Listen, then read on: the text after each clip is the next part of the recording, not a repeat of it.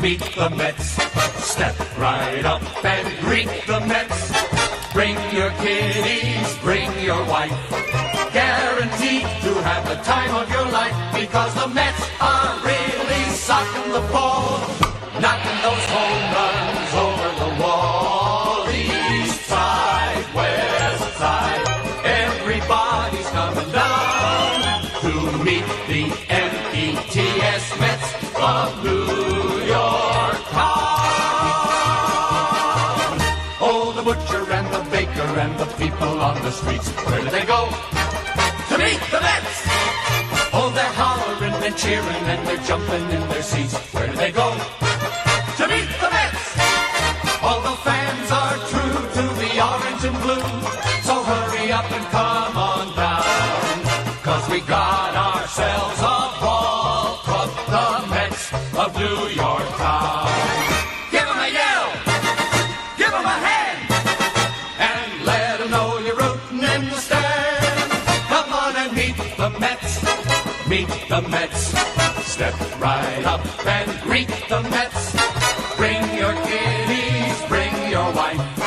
Guaranteed to have the time of your life, because the Mets are really socking the ball, knocking those home runs over the wall. East side, west side, everybody's coming down to meet the METS Mets of New York town, of New York town.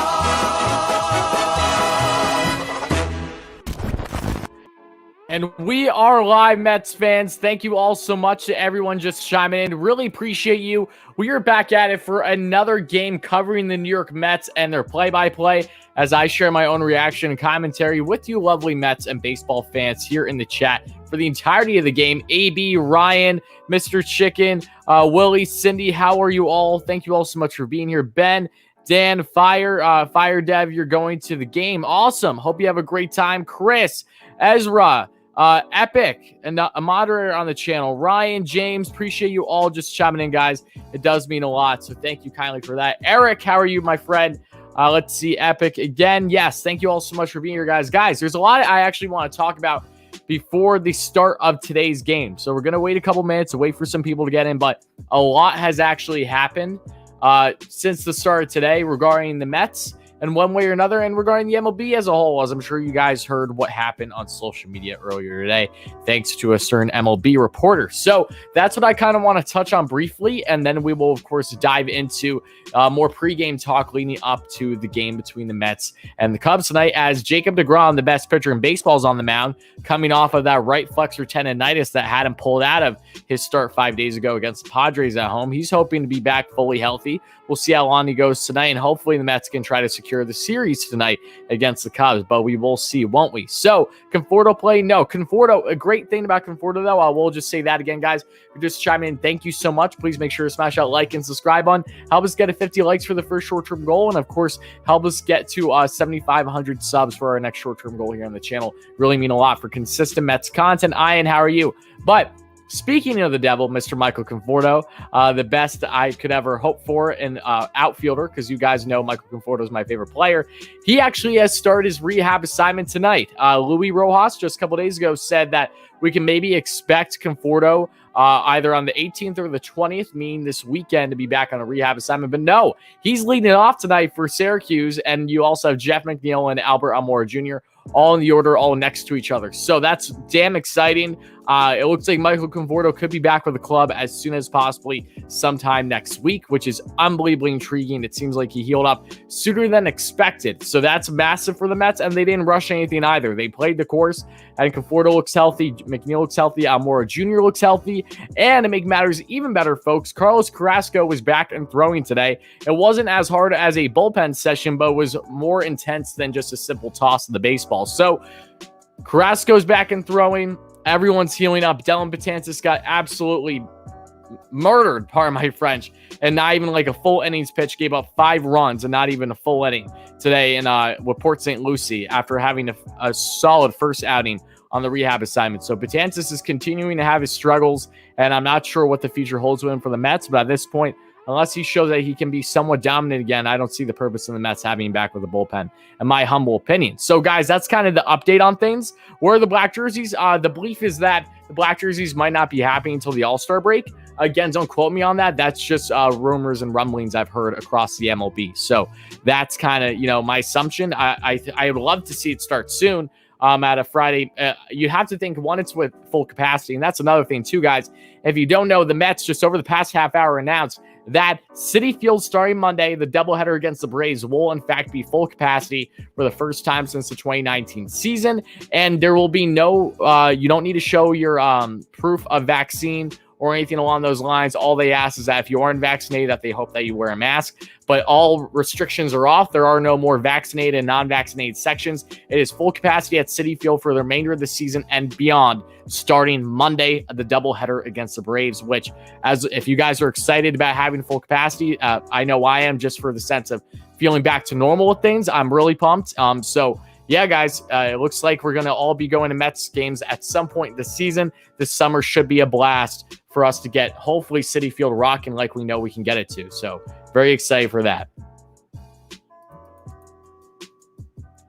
And again, guys, thank you all so much, everyone, just chiming in. I appreciate it. We'll wait a couple more minutes, and then I'm going to share my stance on what was reported this morning, really, right as the day started, regarding a lot of cheating scandals that some really aren't that surprising and others are fairly surprising. And hearing what source this came from is fairly telling that, this isn't like the guy just pulled it out of thin air, assumably. And we'll see what happens. We'll see if he gets further defense from other players. But a lot of talk about regarding that. So we'll see what happens there. So just give me a second, guys. But again, I appreciate everyone chiming in. I hope you're having a great start to your day.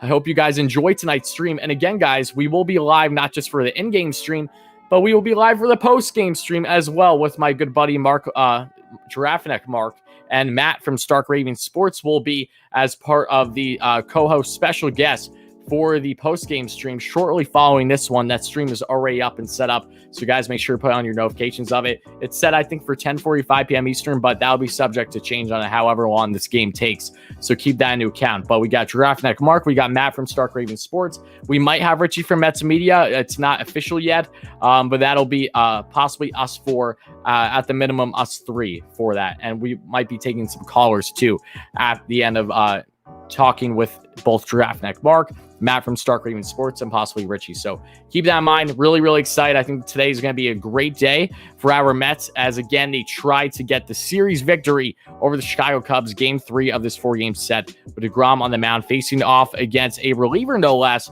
who has yet to pitch this 2021 MLB season. So really curious to see how he's going to do and how much longevity he's going to have for the Cubs, and the Mets are going to be able to jump on top of them.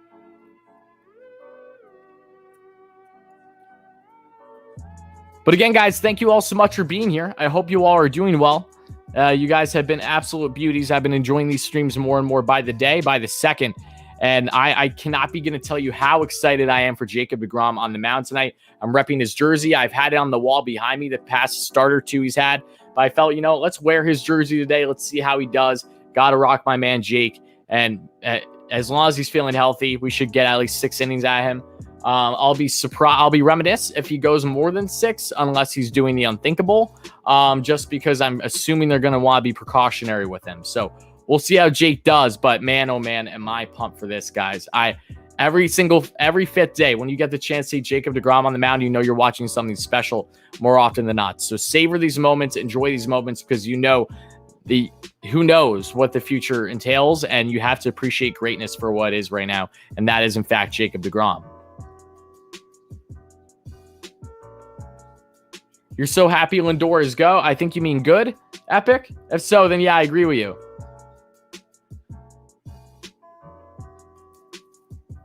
Is getting high. Yes. He's been far more consistent than what he was at the beginning of the season. Daniel says, in my MLB The Show to my Mets franchise, I signed Jacob deGrom to 14 years. That's awesome. Matt Harvey. What's the latest on Harvey? I know that Harvey got shelled again. He gave up 6 runs. Did something further come out about Harvey that I don't know about, though? If so, let me know in the chat. Did he get cut? I mean, look, he has not done well. He really hasn't done well at all since the first time he played the Mets this year, no less. But is there anything further on the Harvey comment, or is it just simply because he got shelled once again?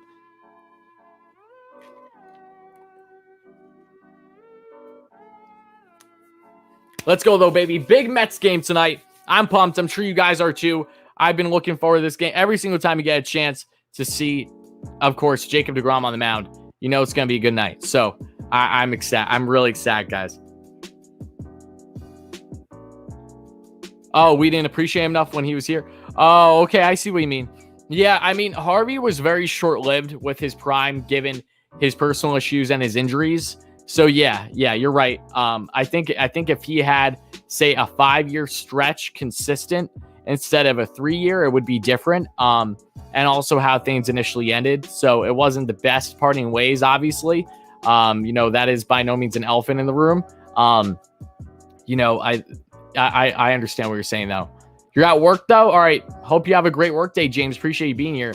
LFGM, deGrom here. Absolutely, Dave. I hope you're having a fantastic day, Dave. Always appreciate you being here, my friend. No JD or Nimmo update. Update on Nimmo is he might be starting his rehab assignment as soon as this weekend.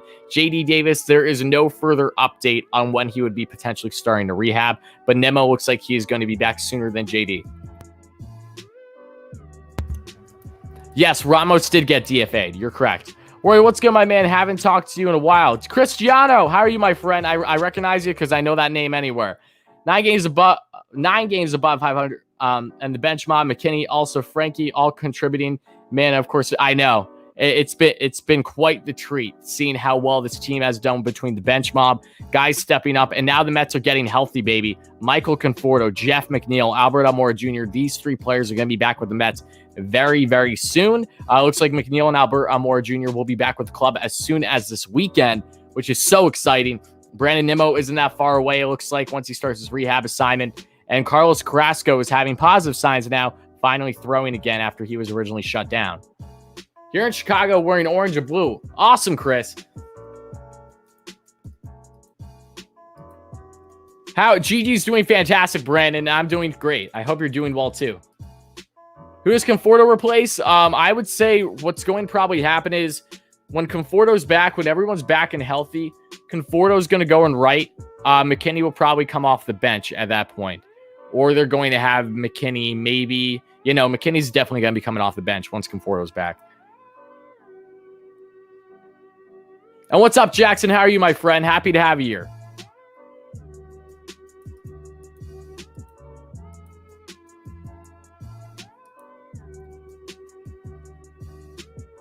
I don't like watching Mets games on ESPN, Drew. I'll be completely blunt with you. I think that their coverage of baseball is some of the worst when it comes to actual, these national medias. I don't think that they do a strong job in the slightest on how they cover baseball. I think they focus on everything but the game, between interviews, essentially between every inning, between giving just random graphics and statistics that have nothing to do with the game that is currently being transpired.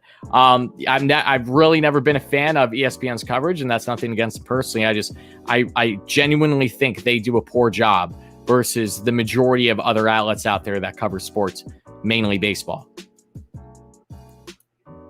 Hey, Rory, coverage starts in 2 minutes. Yep, absolutely. Game is in 10 minutes.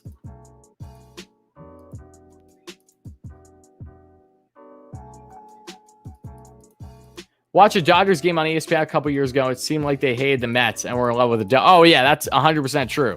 Yeah, there's definitely a stigma against the Mets until they start to roll, and then they try to hop on the bandwagon as if they didn't do anything wrong. Yeah, no. Yeah, they're not the only ones, though. So many platforms across baseball have used the Mets as a laughingstock. Neil, how are you, my friend? Happy to have you here.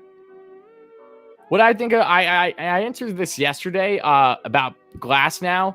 I'm probably a little bit more in the minority. I'm not against what Glasnow said at all, to be quite honest, because I think he's 100% right. And I'm not against pitchers using pine tar and rosin and sunscreen for better grip.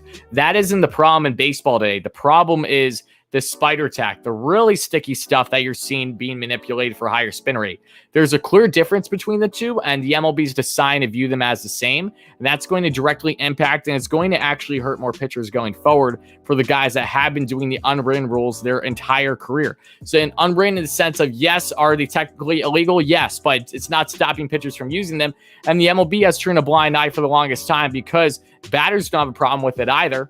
So the only issue that batters usually have is when you're seeing the new stuff that's been coming out the past year and a half, 2 years, that's most prominent with guys like Garrett Cole and Trevor Bauer to have an insane increase in RPMs. And now you're seeing it across many pitchers in the MLB this year. And now you're seeing RPMs starting to drop at an alarming rate, which you cannot do without substance abuse, either using it or not using it anymore. To gain multiple 100 RPMs on a single pitch is unprecedented without some type of substance abuse.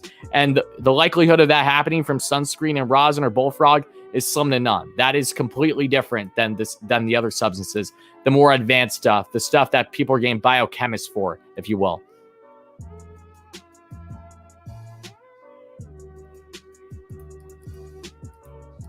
Oh, Daniel, you're too kind, buddy. Thank you so much for the kind words. I'm happy to have you here. Yes, Mets defense was clutch yesterday. Absolutely. deGrom time. Yes. Yes, Louie. deGrom time indeed. Mets fans, if you're just chiming in, please make sure to smash that like and subscribe button. Again, we will be live for an in-game stream and a post-game stream that's already set up, guys, if you don't know. But before I go any further, I would like to tell you guys, I know I got a lot of comments in here. I apologize if I miss your comments. Now I'm going to try to read some of them here quick. Mike, what is up, my friend? Thank you so much for your service, as always. Pearson stepped up, putting the Mets in a good position to take the whole series. You're 100% right, Mike. That was the biggest game of this series by far between the two. Then we have Walker do his thing to deGrom today, and Stroman tomorrow. Couldn't have asked for anything better. I wholeheartedly agree, Mike. You hit the nail on the head there. All right, so let's talk about the cheating scandal, shall we? All right, so this is what I wanted to discuss, guys. So Ryan Spader, who is an MLB analyst, who is a renowned MLB analyst. It's not like that this guy is not reputable. He is. He last night tweeted out the following, saying, "I've had enough. I think I'm coming out with everything tomorrow, going to sleep on it." Then he goes on to tweet the following. It's entire thread. I'm sure a lot of you guys saw this. It's going to be really interesting to see how much of this, if all of it, is truthful, because he says that this is backed all by at least one player or more. So he does have people to defend him. But Spader went on to say the following: "Everything that I'm about to say was verified by more than one player. I do not mean to burn anyone. I love baseball. I've just had enough of this bullshit. Pardon my Frank." He goes on to say the Kansas City Royals were the first team with a full analytics and video department closed by their dugout, doing so in 2015 when they won the World Series. So if what he's saying is true, it is clear that the Kansas City Royals cheated their way into a World Series victory over the New York Mets, no less. So 6 years later, that still stings. He goes on to say the Yankees had cameras in left center. This is not a surprise to me. The Yankees had cameras in left, center, and right, all pointing at the pitcher's glove rather than the catcher to pick up his grip. Aaron Judge's 2017-2018 home batting average was 312, 440, and 725. His road stats was 256, 404, 553. So show you the 531 to show you the big difference between home and away for the big sluggers for the Yankees that year.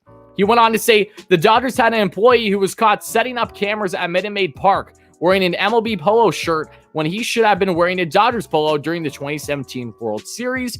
This one hurts. Ryan says, "My favorite player ever, Chase Utley," he says, "was the biggest cheater of all time." Get Terry Collins and get our asses out of the jackpot right now, right? If you need any more proof on why you should hate and despise Chase Utley, there you go. And again, this is just what he has stated. Whether this is all going to come out as truthful or not is going to be a different story. So we'll see what happens, but this is massive. Normally, a guy doesn't come out and make this stuff without really having the defense. He's a reputable source. I don't know what happened that caused him to really break out here, but continuing further, he went on to say, "And as insane as it sounds, I've heard this from multiple players.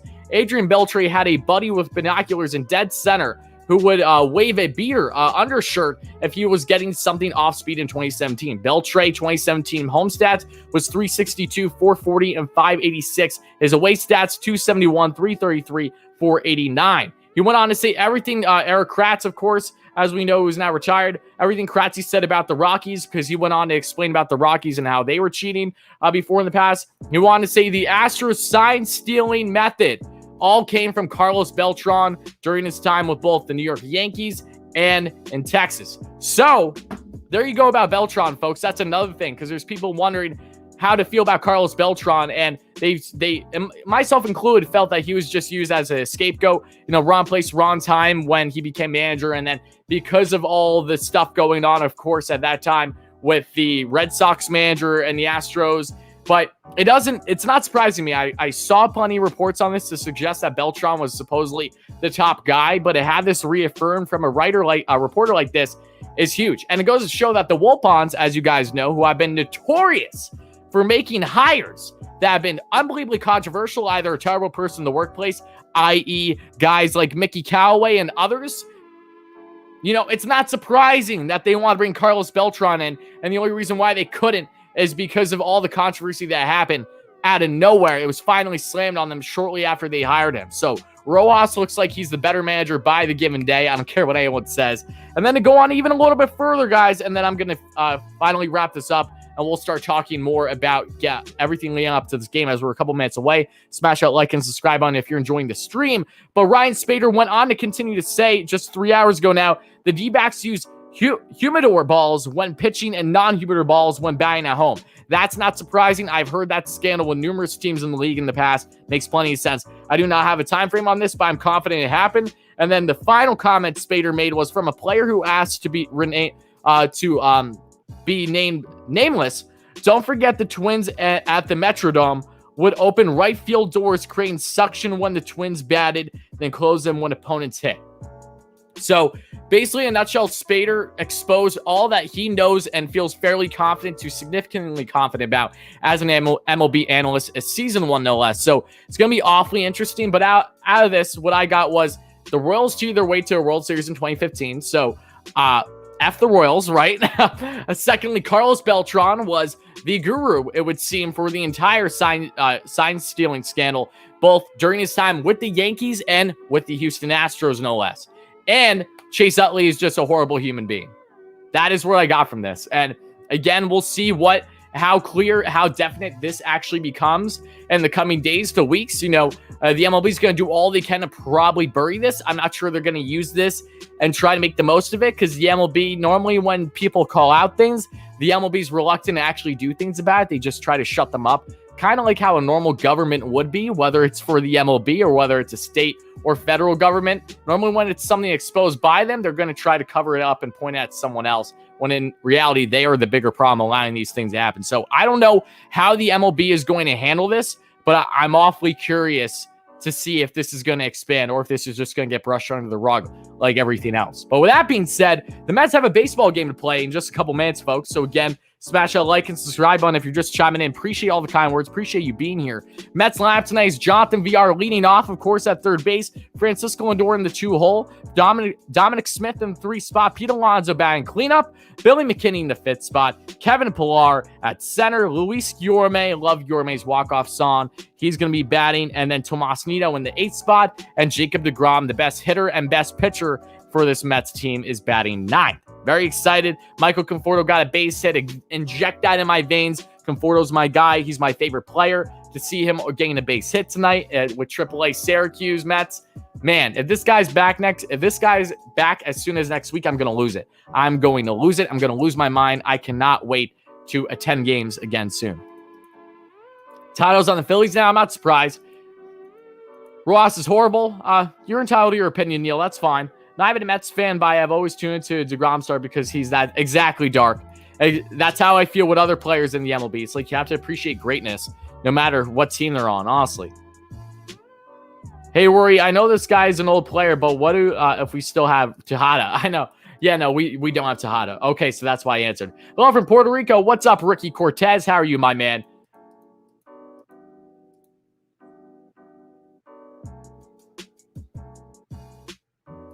And thank you, social media, Coach Manny. Appreciate you for the kind words. Just looking at more of your comments. Again, appreciate you all being here, guys. I hope that you were able to unravel all that I explained on the supposed scandals that are now coming out. It's just, look, is this drawing attention to baseball? Absolutely. That's exactly what's happening. But is it good attention? Not necessarily, but people are more, I feel whenever there's a scandal going on in a sport, fans, casuals are naturally more intrigued because it differentiates from what the norm is of the sport. So we'll see how it impacts the season going forward. We'll see starting June 21st, pitchers are going to be checked continuously by any umpire that deems that they might be using something of foreign substance to give them any benefit whatsoever, regardless if it's just for grip or spin rate. So I'm awfully intrigued and excited to see Angel Hernandez and all the great umpires in the MLB who can't even do their job normal, who can't do it correct, now get the chance to discipline pitchers and give them 10-game suspensions. Oh, that's going to be exciting. And if you can't tell my sarcasm, I don't know what to tell you. But that being said, Jacob deGrom is on the mound, the best pitcher in baseball, and he's getting set to go up against here. And it looks like it's going to be Jock Pearson leading off for the Cubbies, the left-hander at the plate. And the first pitch by Jake, and that's going to be a 100-mile-per-hour heater. Top right corner, hacked away foul. It's 0-1 on the count.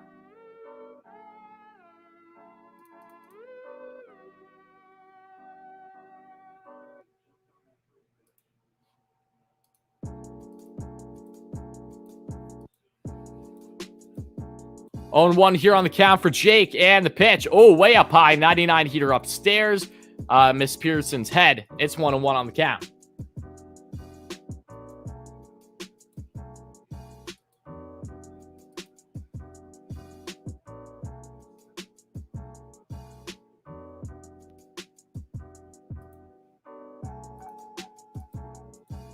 All right, folks. Jake sets, and the 1-1.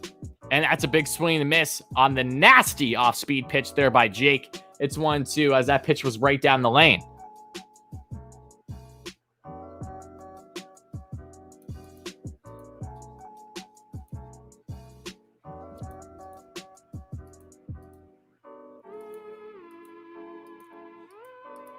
And the 1-2. And that's going to be chopped away foul there on the 90-mile-per-hour off-speed pitch. And it's 1-2 on the count. You know, Jake's arsenal this season is MLB The Show in a nutshell. It is so pinpoint how he is able to nail his 100-mile-per-hour heater up high in the corner and the slider down and in. And that's going to be a slider down in, but it misses. And that's going to be 2-2 on the count of Pearson. And again, guys, thank you all so much for being here. All of you beauties, all you Mets and baseball fans. I hope you all are having a tremendous night. I hope you guys will be enjoying the stream as much as I know I will be. And then we'll be doing the post-game stream with Draft Neck Mark, Matt from Stark Raven Sports, and some others possibly after this one. That's a swing and a miss on the slider. One strikeout in for Jacob deGrom on the first batter he sees. I'm not surprised. This is what I expect. And now we get to add on to the K count here on the board, folks.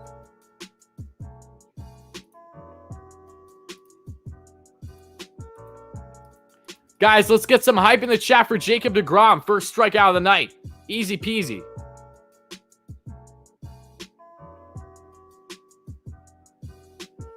Oh, thank you for the kind words, James. Really, really does mean a lot, my friend. All right, so one away. And the seventh pitch by Jake. He sets. And that's a big swing miss. Rizzo had absolutely no chance on that slider. Almost looked like he was sitting fastball with how high he swung there. It's 0-1 on the count.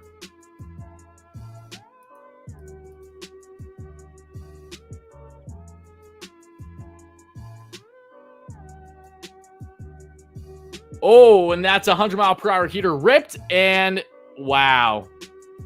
Wow, what a catch there by Billy McKinney. Anthony Rizzo was just literally a foot away, not even of a sure home run. So, we got lucky there. Rizzo, who knows how to rip a heater just as good as anybody, star first baseman, takes deGrom deep, but falls just short thanks to the dead-end ball, I would say. And now there's two away, folks.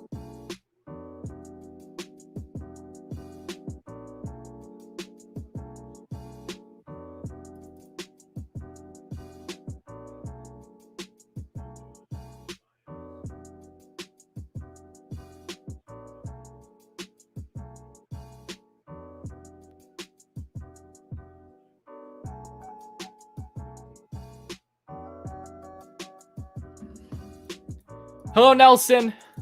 I'm very far behind Deborah. Oh, that's just fantastic. Big swing and miss on the 101 heater to Javi Baez. It's 0-2, and the fans are starting to roar here in Citi Field, folks. Hopefully, I'm not too far behind. We'll see, though.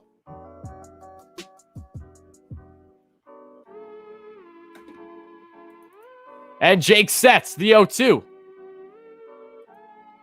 And a hacked away foul, 100-mile-per-hour heater way out of the zone. Baez just got the end of the barrel on that one.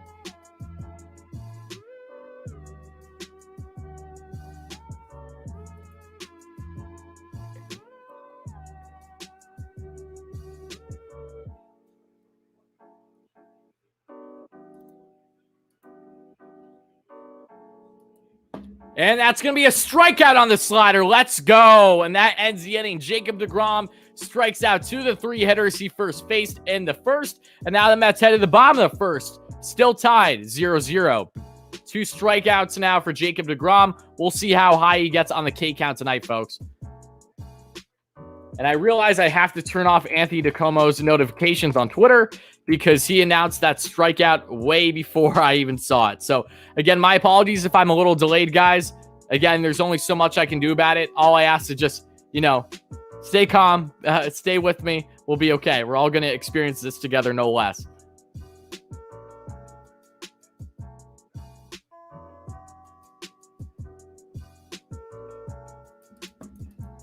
Run support, please. I know. Hopefully Jake can get some run support indeed, guys. And before I go any further, though, guys, let me know how we're doing in the chat. Let me know how the audio, the visual is. Do you like what you're seeing? Hopefully, right? How's the audio sounding as well? The background music, all that jazz. Let me know how it is sounding and looking. So if anything is awry, I can make sure to fix it.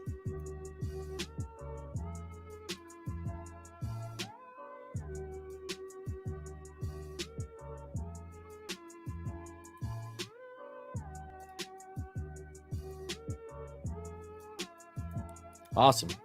So Jake threw a total of 12 pitches in the first, and his RPMs were actually decently up on both his pitches. His slider is currently 157 RPMs higher than the average on the year. So we'll see how much that either stays high or drops throughout the remainder of the game. And his fastball is 84 RPMs higher. So that's nothing drastic. Slider, though, is interesting. Slider's up 157. That's a decent chunk. So we'll see if that continues or if that is just Jake because he's just phenomenal. So we'll see. What's up, Dominic? Dom, you are a beauty. How are you, my friend? Awesome member on the channel as always. Hope you're having a great day, Dom. Jordan, thank you so much for the I'm not even going to say the word, but thank you so much for reaffirming that for me. Mike, James, all you guys, Brennan, Ken, thank you guys. Jonathan VR, who has been such a stud for the Mets, especially with their injuries, playing every day. This guy, I don't know where the Mets would be without him this season. He has been so clutch, so much better than what the numbers may tell you. And that's going to be a fastball up and away there. And it's 1-0 on the count.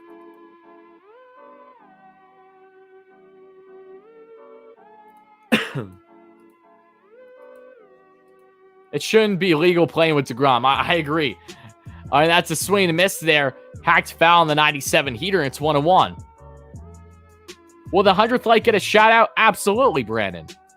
We got to know who the 100th like is. So, guys, again, help us get to 100 likes for our first short-term goal in the stream. Would really mean a lot, of course. And whoever does become the 100th like, you will get a massive shout. But you got to tell me, you got to be truthful that you are the 100th like when we get there. Look, Nolan, a great member on the channel. How are you, buddy? That's a 99 heater way inside, and it's 2-1 on the count.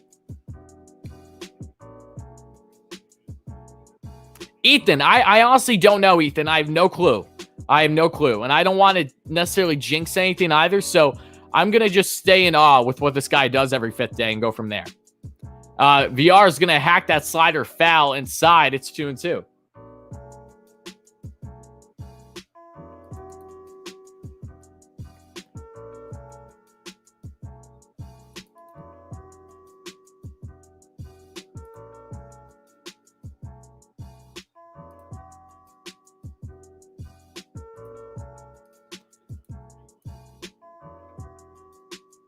And that's going to be a pitch away. Misses there with a 79-mile-per-hour curveball. It's full count.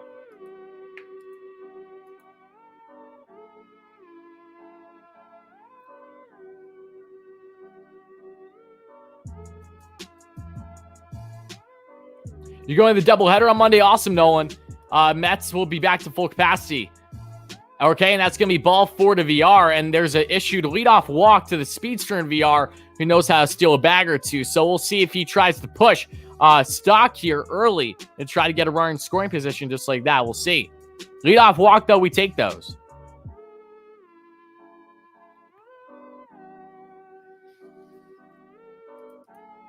Yes, starting Monday, the Mets can have upwards of their 45,000 in attendance. They won't get there on Monday because it's a Monday, but a doubleheader, though, yes. Starting Monday, the Mets are full capacity for the remainder of the season and beyond.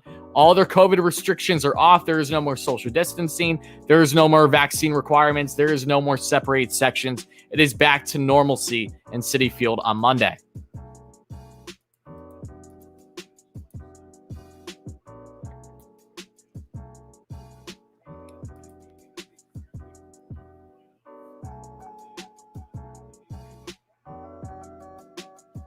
Oh, and that's going to be pitch up and away, and it's 1-0 on the count. I don't mind that Jake's batting 9th. I really don't. I don't think between 8th and 9th doesn't change much for me.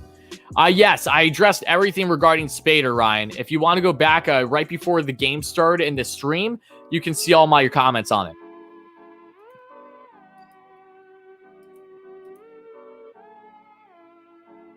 Jermaine, how are you, my friend? Happy to have you here, buddy.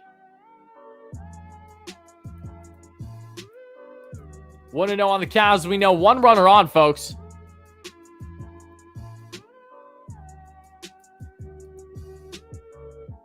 And the pitch. And VR's trying to steal second, and he is safe, but it comes at a cost as Jonathan VR was hit right in the face on the throw. Jesus, I hope VR is okay.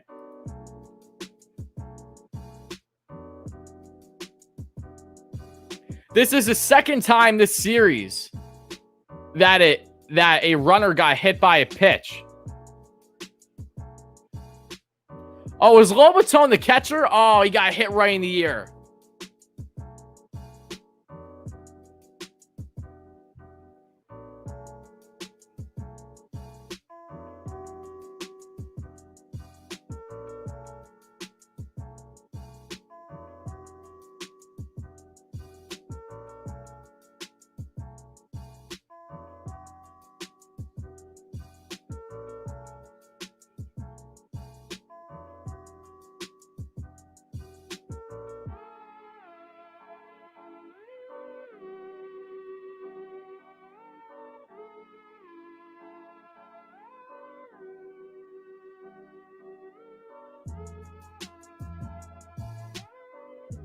All right, hopefully VR's okay.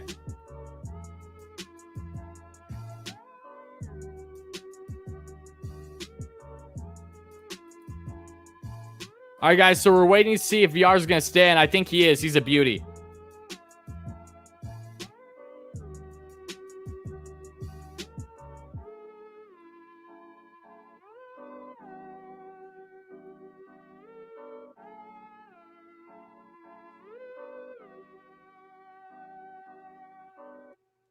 Wow.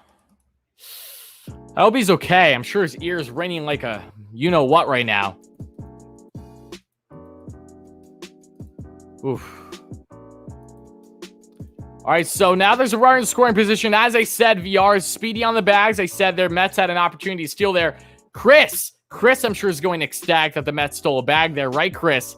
Yes, VR is an absolute beauty. He's doing that's the LRs for you, baby.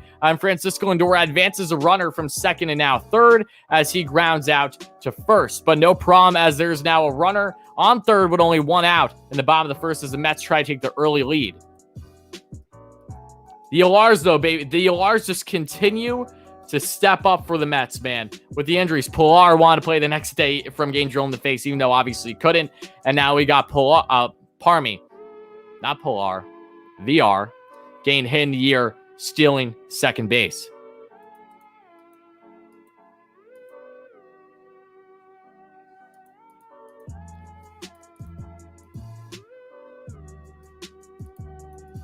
And the first pitch, and that's going to be up high for 89 off speed pitch called ball to Dominic Smith. Dom has had himself a really strong series. He's 3 for 6 thus far, having himself an extra base hit, home run, a double, and an RBI.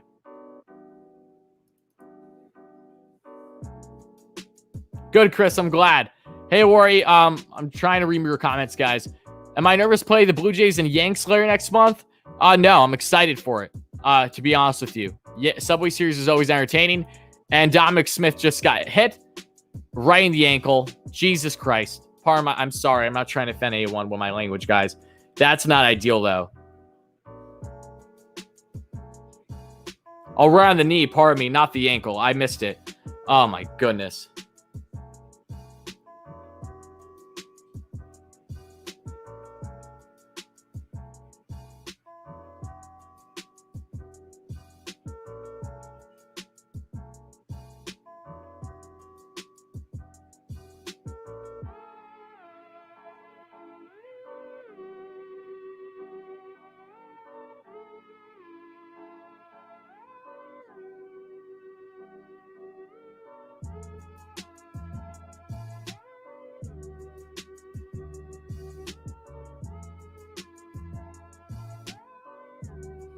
I hope Dom's okay, guys. This is so frustrating.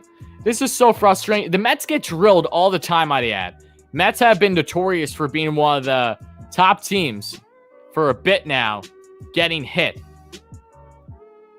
And Dom just said F, running down the warming up to see if he's going to stand or not. I'm not sure. All right, I think Dom's staying in, though. That sucks. The Mets are finally getting healthy, and the baseball gods had to remind us that, nope. We're going to do all we possibly can to change that.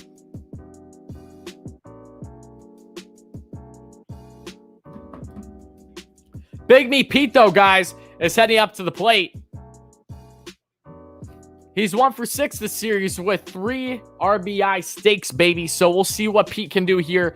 Big Me Pete Alonso, Polar Bear. Runners on the corners, 1 out. Base knock will get a run in. And that's going to be a 98 heater up high, and it's 1-0 on the count.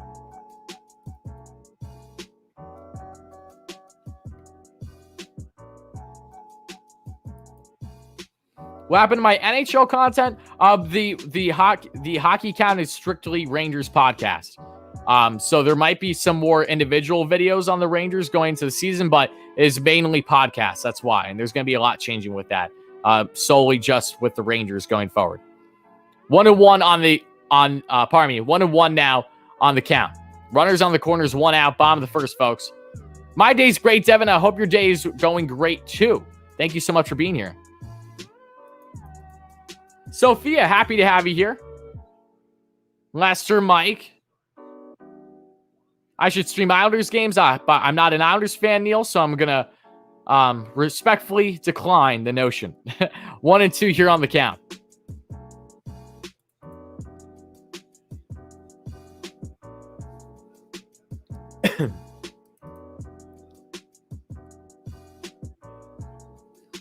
How are we feeling, though, Mets fans? Guys, we're early in this game. What do you think the final score of tonight's game is going to be? I'd love to hear it. Hockey news, I appreciate that, boy. I know we've interacted before. I just don't have the time, and that's not the route that I'm interested in going down. So that is why everything the way it is now. I enjoyed covering other NHL teams. That was a lot of fun, but I just simply, the time is not available with me with what my job and priorities are now. So yeah, my apologies, buddy.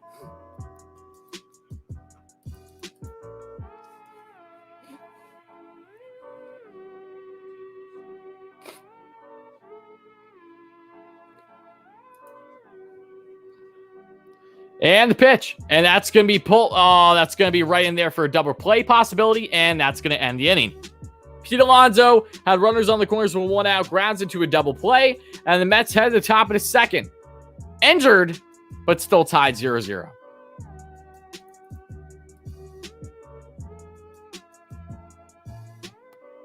And thank you, NHL. I appreciate that, buddy. Wishing you continued success with all your hockey coverage. Double play. Yep, Deborah. Unfortunately, not ideal. Not ideal. That sucks.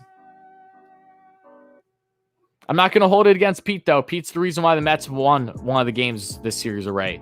thanks to his 3 RBI game. So remember that.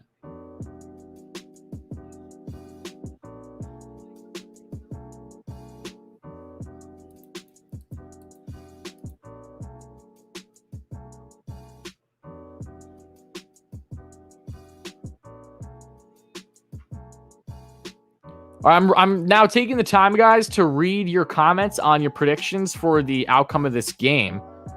Okay, assumably, with most Mets fans in here, we got a lot of people believing the Mets will win by a decent, large margin.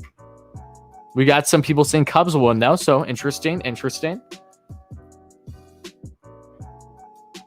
What's my team, Jets or Giants? Try neither, Brandon. I like both of them equally. The reason why I say that is my favorite team's the Steelers, believe it or not. Football I don't follow as intense as baseball and hockey, but I am a Steelers fan. I've always been. It just passed down through my father, just one of those things. And I don't have an issue with the Giants or the Jets. I root for both of them. And that's really it. I might give a slight edge to the Giants only because the Steelers play the Jets in the AFC more than the Steelers would match up with the Giants, but that's the only reason that I could come up with. I have no problem with either of them. And yes, Najee, absolutely. Yeah, I'm excited to see what he can do for Pittsburgh. And thank you for being here, Microbe. I appreciate that. Appreciate the kind words. Jets, Nets, Mets, Isles game. Oh, that sounds miserable up until this point, right, Neil? The tide is finally starting to turn for your teams. Blacklisted, I'm doing fantastic. I hope you are too, my friend. So happy to hear from you always. Now it's going to be a heater 98 inside. It's 0-1 on the count of Ian Happ, the left-handed hitting center fielder. And Jake sets 14 pitches in and the 0-1. And that's going to be hacked away, playable. Dom Smith goes after it. Will it get out of reach? It will. It'll just go foul as Dom was trying to chug into his best. Dom has looked damn good in left field this season. Not just left, not necessarily this season, but especially this series. On his birthday, too, no less. Yesterday, he really looked strong there.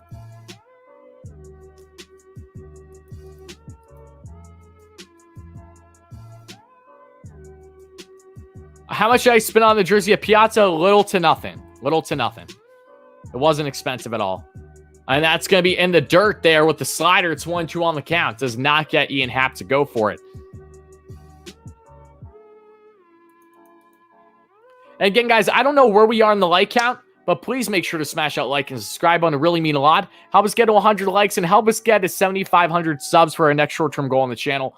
Would really mean a lot, guys. And also check me out on Newsbreak if you'd like. I upload 3 short videos on the Mets top prospects and Mauricio, Beatty, and Alvarez, respectively, on Newsbreak. If you download the Newsbreak app, use the link I have in the description of this live stream, and you give me a free donation by you simply downloading the app once. So thank you so much for that. You don't have to pay for anything. You follow me, you check me out on WardyNYM there. I post a lot of the same content that I do here on YouTube, but you also get some exclusive content there that I'll also be posting to some of my members shortly, those same videos. But you can check out 2-minute videos on just basically updates on some of the top prospect for the Mets and how they're doing this season.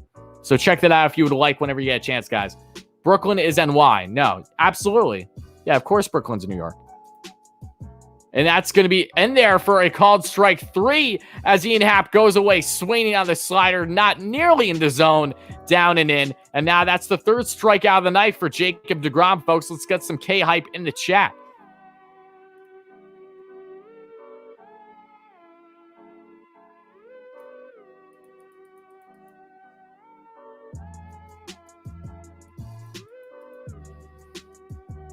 Yeah, Stroh's been unbelievably underrated. Oh, I'm so sorry to hear that, Mike. Everything but the Mets, right? I've been there, though. I've been there. I've been to stores like that plenty.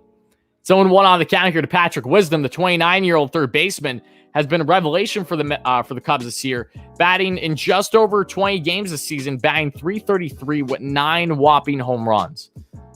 And the 0-1, and that's going to be heater down and out of the zone, 100 mile per hour there by Jacob deGrom, the best pitcher in baseball. 20 pitches in for Jake.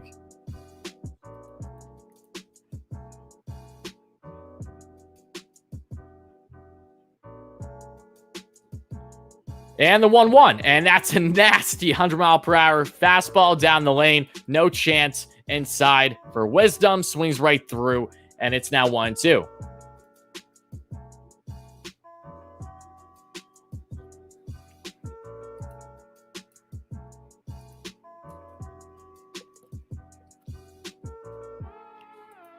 And the 1-2. And that's going to be a ball. It's 2-2 now on the count. 101 there by Jacob deGrom for the second time at least tonight. Come on, baby. Come on, Jake. Let's get back-to-back Ks here. Tack him inside. Tack him inside.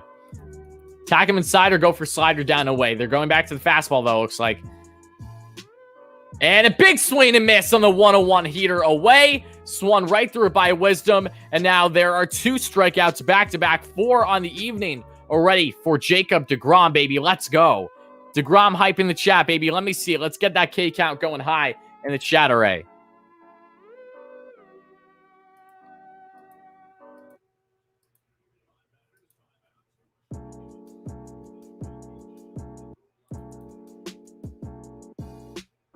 And guys, we're right around 45 likes away from 100, so continue to smash those buttons. It would really mean a lot, everybody. So happy to have you all here as Jake strikes him out with a 101 heater. 23 pitches in, the 24th pitch now, and that's going to be hacked away. deGrom's going after it. It's looking playable. They're running, and it's going to go just foul for a VR, and Nito streaking after. 4 Ks, 5 batters. Yeah, no big deal. This is usual for deGrom, right?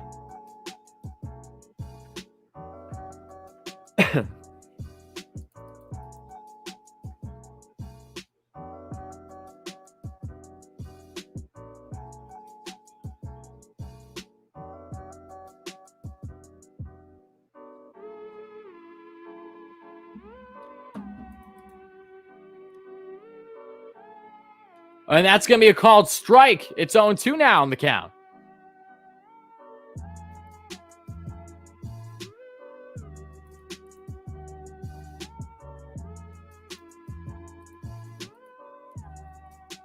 Jake looking to strike out the side here. The 0-2. And it's pulled away. Foul on the slider. Down and in.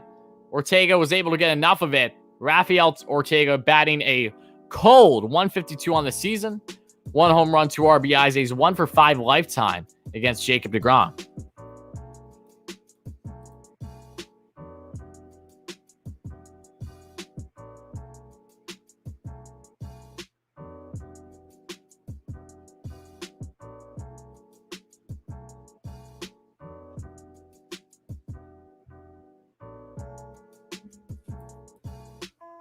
Still 0-2 on the count, folks. I miss Thor, so do I. He'll be back eventually, though. Hopefully, we can get him before the season's end.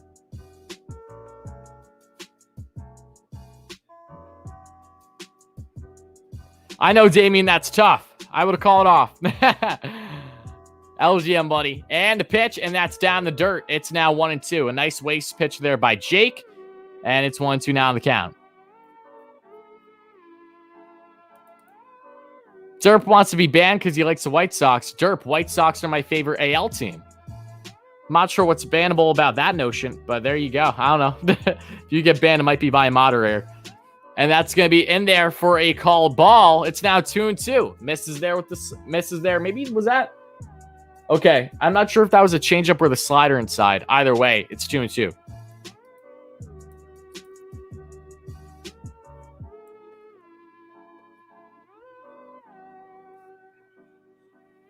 Cubs broadcasters dumbfounded about deGrom. What else is new? Attacked away foul on the 101 heater. Still 2-2 on the count. Ortega giving Jake a slight run for his money here as deGrom has now hit 30 pitches and through not even 2 full innings.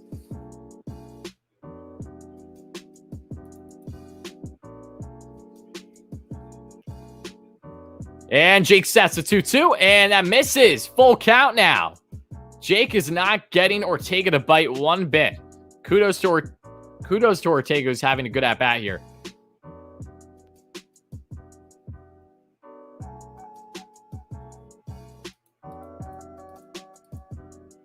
Chat wasn't showing up, you said, Dragon? I'm confused. What's up, Alex? And that's going to be pulled. Playable. McKinney's trying to get it before it goes foul, and he does not. Still full count. Is deGrom using Spider Tack? No, I do not believe so, Lester.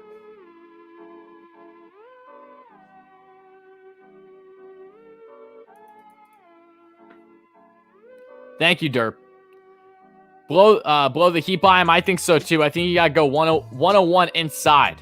I think you got to go 101 up high and in. That's what I think you should do. But that's just me. Nope. They're going off. Oh, no. All right. Jake wants the heater inside, it looks like. And pitch. And that's ripped foul again. So Jake went for the heater inside, and it's ripped foul by Ortega. Still full count. A part of me feels like Jake is offended that Ortega has lasted this long, so he just wants to get the K. And the 3-2. And that's going to be a called strike there. Beautifully placed pitch on the off speed to end the inning. Jacob deGrom strikes out the side after a strong at bat, no less, by Rafael Ortega. Mets Cubs still tied 0-0. Jake is stubborn. I agree. He wanted the heater inside. He couldn't get it. And then he's like, all right, fine, I'll go off speed. But that's how you know how dominant Jake is.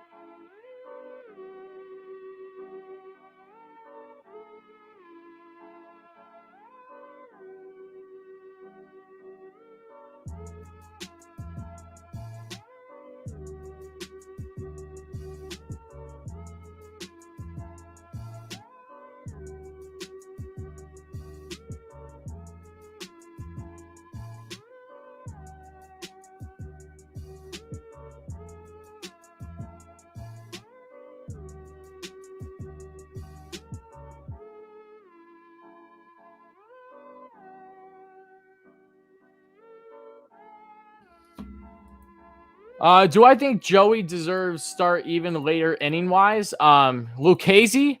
Lucchesi, I think, deserves this. Given the Mets' current rotation, he deserves to be in the rotation right now. I agree with that. How deep should he go? That is something I don't necessarily have the answer to. I think Lucchesi's fine to go at least 5 unless he gets shelled. 6, possibly. He's looked really good the past month, though. Thank you so much for the kind words, Jordan. I appreciate that. Who's pitching for the best? Who's pitching for the Mets? Pardon me, Jacob deGrom.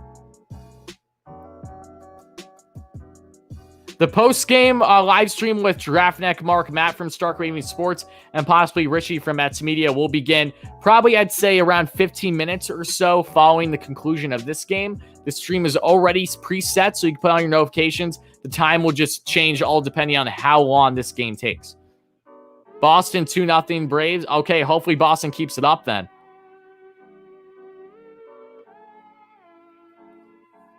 Oh, I missed this by Grab. Guys, if you haven't already, make sure to subscribe to Grab, a fantastic hockey content creator. How are you, Nathan? I hope you're doing well, buddy. I haven't seen you in a minute. Continue your great success, guys. If you love hockey coverage and all things NHL and streams during the playoffs, make sure to check out my boy Nathan at Gravity. He does a fantastic job. Hope you're doing well, Grab. Happy to have you in here. I just saw your comment. My apologies for the delay.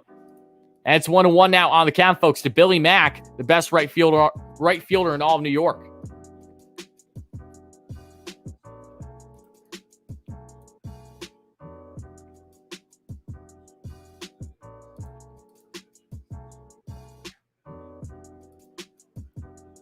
And the pitch, and that's going to be a half swing. Does he go? He does not.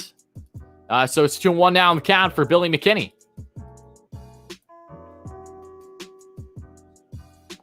What's up, Timothy? A great member on the channel. Hope you're doing well. Any news on Nemo? Yes, he might be starting a rehab assignment as soon as this weekend. There's no further update on JD Davis, however, from what I've seen. No lies detected on that statement. I'm glad, Richie. I'm glad that we're on the same wavelength. 3-1 now on the count, folks, to Billy Mack. Kenneth, how's it going? Long time no see.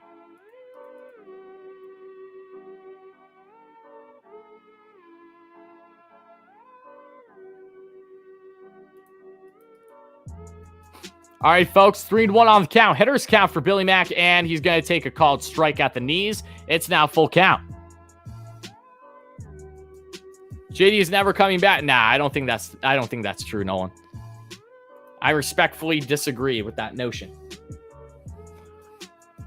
Was it at your son's game? I hope your son did well, Kenneth. And yes, full count, folks. Mets had runners on the corner with 1 out back to the top of the first, but Pete Alonso unfortunately got into a double play. McNeil will be back this weekend more than likely as he's on a rehab stint tonight. And Billy McKinney takes a walk, and that's the second consecutive inning where Stock gives up a leadoff walk for the Mets. So McKinney, who does have speed on the base paths, I averaged a little bit above average, and now he's on first. We take that, baby. Another 7-line game, the 22nd. Oh, Tim, I've been wanting it. I'm hoping to do either be a part of the 7-line or just be at a game with the 7-line there this summer. I'll be attending games starting July again, and I'm really excited. Full capacity at Citi Field now, so there are no restrictions. Whether you like that or doesn't like that is completely your opinion, but I know that there are going to be a lot of fans back in Citi. It's going to be a full house once again for the first time since 2019, and it should be a lot of fun for anyone that's attending. And I'll be out of town starting Friday for the next week, or else I would have been trying to go to, especially Monday's game. That's the first game, full capacity, but it's a doubleheader, which is intriguing against the Braves. Oh, you got it, Timothy. Yeah, we can definitely. Tim, I think I have you on Twitter too. Yeah, for sure. I would love to catch a game with you. And the pitch, and that's going to be, nice shot there by the Mets, and that's a gapper. All right, Billy McKinney's rounding second, rounding third. He's going home. He gets the sign, and he's safe. Billy McKinney gets in without a throw to home, and Kevin Pillar, Superman, as I like to call him, gets himself a beautiful opposite field double to give the Mets a 1-0 lead. Let's go, baby.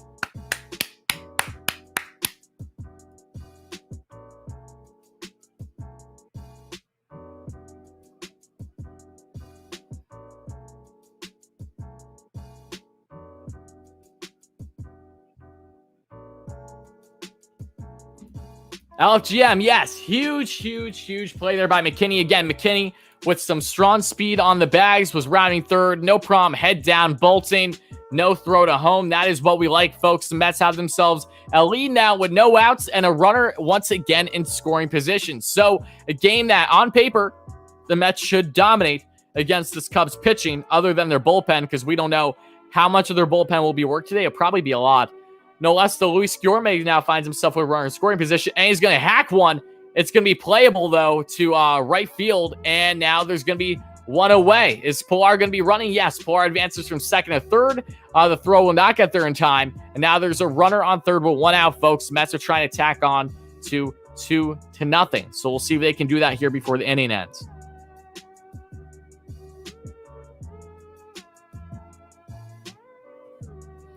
Forever, thank you so much for the dono, buddy. Forever Ron with the 420 donation, no less. McKinney was blazing around the... I see what you did there. I appreciate that. Guys, everyone give a massive shout out to Forever Ron in the chat for the 420 donation. McKinney was a speedster blazing around, if you will, around those base paths. I appreciate that, buddy. Tyler can't understand why you're not under contract. Maybe one day, Dominic. Maybe one day. You're too kind, though, my friend. Absolutely beauty of a member. So happy to have you here always. And that's going to be a big swing miss there by Nito on the off-speed pitch right down the lane. It's 0-1.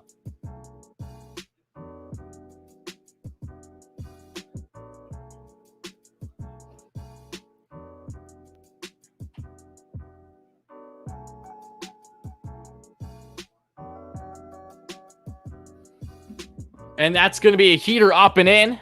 Nito had no chance. It's 0-2. Show us the game, Ricky Cortez.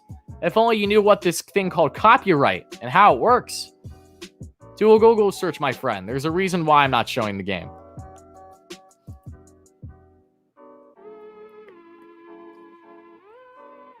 And the 0-2, and that's a big swing and miss.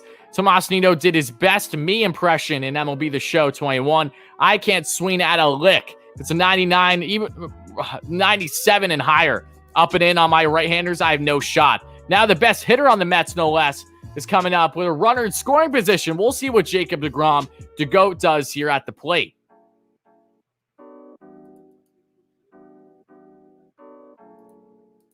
Forever Ron, that's a smart, I should just wear my glasses and you can watch it through the reflection. That's a good idea. DeGrom first pitch hacking on a 97 heater up and away. It's 0-1 on the count.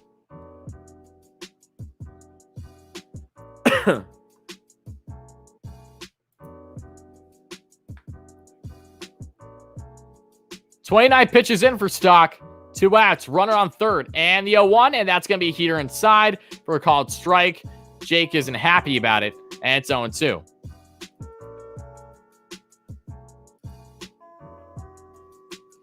You got the same hat, Tim. You love to see it, buddy. Let's go.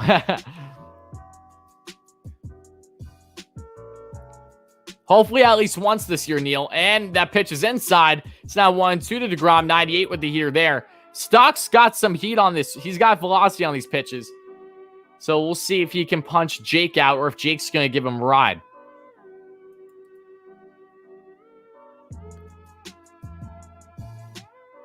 And that's a pitch inside again. 2-2. Working it back even for Jake. Beautiful eye. Again, this guy is just otherworldly what he does both on the mound and even at the plate this season. It's hard to argue what he's doing is not just simply jaw-dropping every fifth day. No DH, no prom.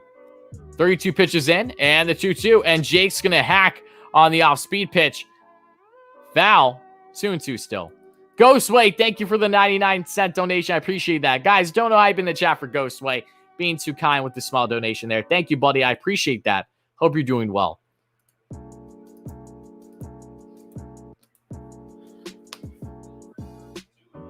McNeil, I don't think they're going to think about trading him at all, to be quite honest with you. And I don't think that they should. That's pitch inside. Jacob deGrom has worked a full count, folks. Off-speed pitch misses down and in. Jake coming back from 0-2, just like we'd all expect. And I agree with you, Wisdom. Oh my goodness! RBI single pulled!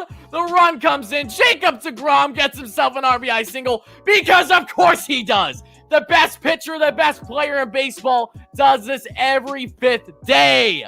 Bow down, watch, appreciate what you are witnessing because we are all witnessing history, folks. Jacob deGrom, another RBI. Add him to his resume on this season.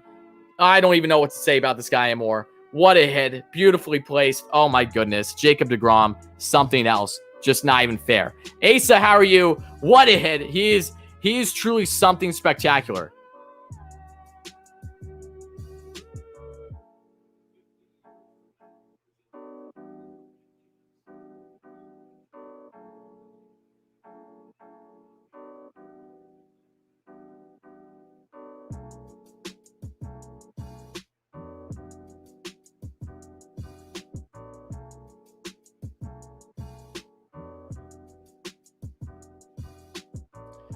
Guys, like, you guys need, I hope you all my Mets fans watching right now are appreciating just how phenomenal you are witnessing this man. Like, what he is doing is unprecedented. This guy is breaking records every fifth day.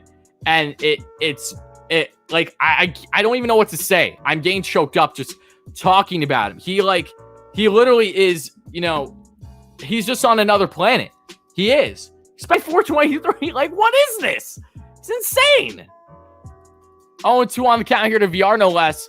And that's going to be a little chopper, but it goes foul. Still 0-2. And to have GKR in the booth absolutely makes it so much better. It's Ron for hitting coach. I'm sure he probably is a Ray at this point. Has there ever been a pitcher who won a game and saved a game during a double header? That's a great question, Pampas. I have no clue, though. I have no clue. That's a great question. I'm curious. It's actually a really great question.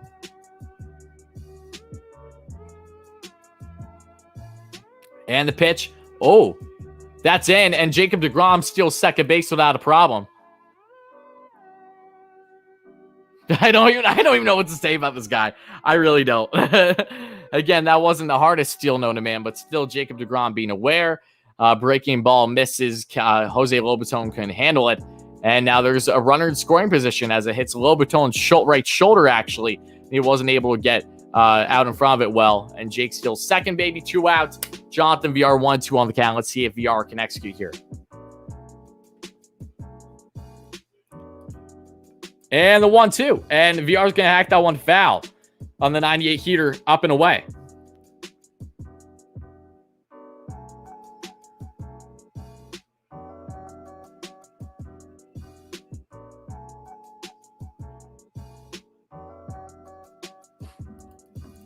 I can't wait to talk about Jake in the post-game array tonight. I can tell you that much. And the 1-2, and that's going to be a half swing for a called strike. VR thought it wasn't in the zone, but no less, that's going to be a strikeout to end. Either way, Mets now have a 2-0 lead, and one of those runs comes from the best pitcher in baseball, baby. And now Jake's going to get set to go back on the mound for the top of the third.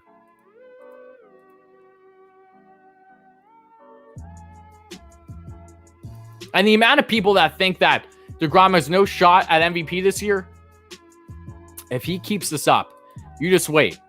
You just wait is all I can say to all the doubters out there. If he just stays consistent, doesn't even need to be as dominant what he is now. As long as he stays consistent, he has the highest betting odds to win the MVP in the NL right now, which is just like, what?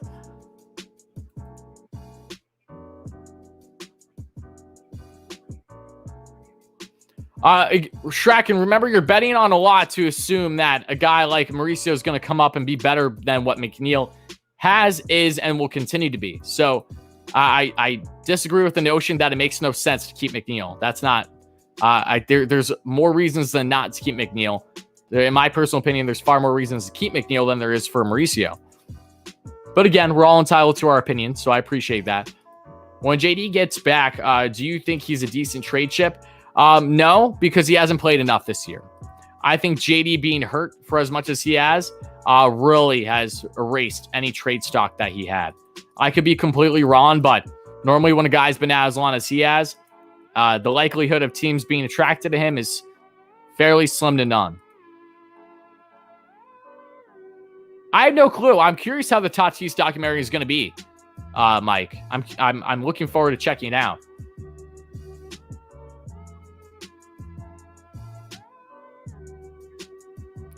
Trade the farm system for Ohtani, not happening, Kish. As much as I would love Ohtani on the Mets, no way. Especially with no DH right now, it absolutely makes no sense.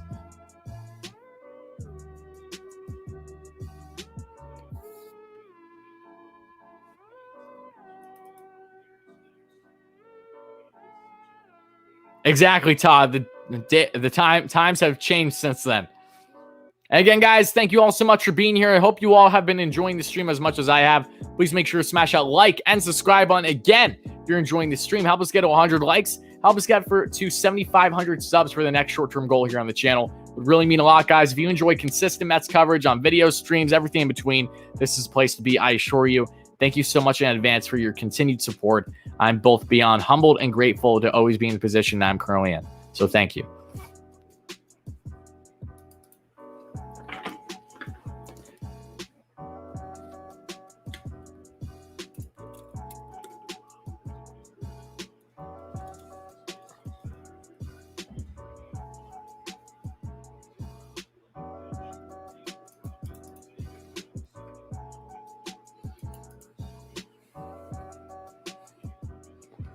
And the pitch, and that's going to be a 99 heater up and in the zone.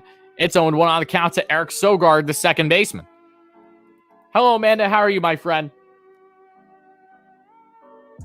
Yes, he does need to be the designated hitter, the DH for against AL teams.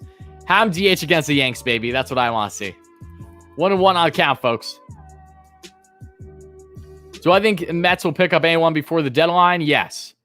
Or at least by the deadline, I should say. Yes, I do think the Mets are, in fact, going to buy. How big they buy is a different story. And that's going to be a slider in that Sogard does not chase. It's 2-1 on the count. Thank you, Matthew, for the subscription. I appreciate that, guys. Guys, everyone shout out in the chat to Matthew for becoming a new subscriber on the channel. Happy that you've joined the family, my friend. We love our Mets fans here. deGrom might be Super Saiyan. He is Super Saiyan. And the pitch. A big swing to miss on the 90 slider there. It's 2-2.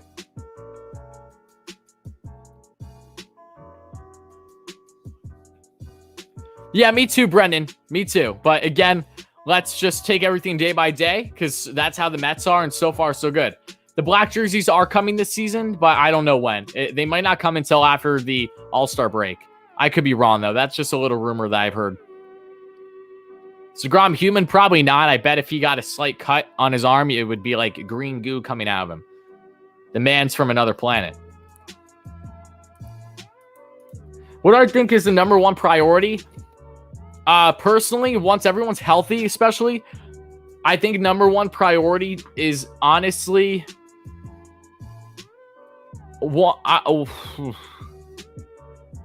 it's either adding starting pitching depth, at least one more pitcher, or I think bullpen. Again, it's all with assumption people get healthy. I would love for them to again add on a third base, as there's a strikeout, by the way, on the slider in. And now there's 6 strikeouts on the night for deGrom. Continue, of course, to let me know your thoughts in the chat. And make sure to get that deGrom hype in the chat, as always, guys, especially if you remember. Oh, yeah, absolutely. Yeah, I can't wait to tailgate. Yeah, we're gonna definitely get a big get-together going for a Mets game this season. I'm excited for it, guys. All right, that's going to be a pitch in, and now it's 1-0 on the count. Hopefully multiple games we can do that. July is the big month. I'm eyeing to do all these things. All right, that's going to be fastball in. It's 2-0 now on the count.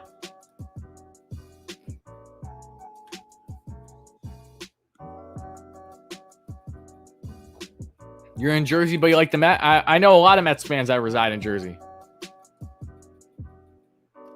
Guys, arm upgrade by Elon Musk in the offseason? That's a comment if I ever seen one. 42 pitches in for Jake, the 2-0. And that's a big swing miss. 98 heater, no chance. 2-1 on the count.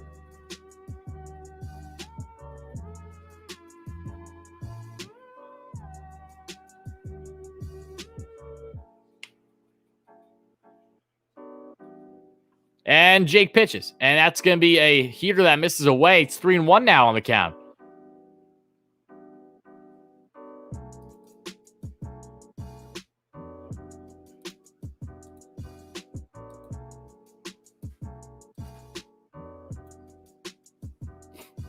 And the pitch. And that's going to be swung on and foul. 3-2. Full count now, folks.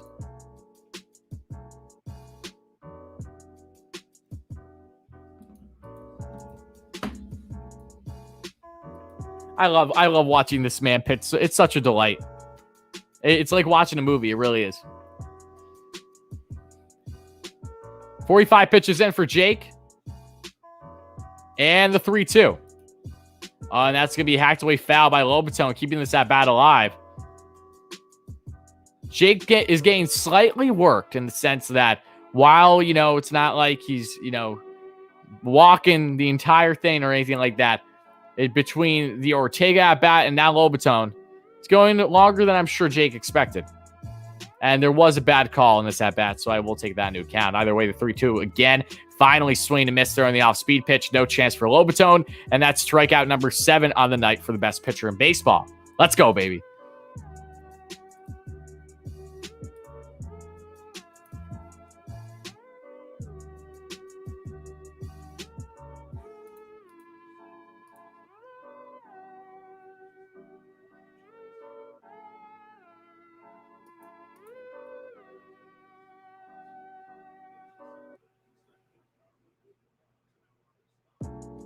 And Robert Stock's going to get himself a foul ball on the 100-mile-per-hour heater slash to the left side.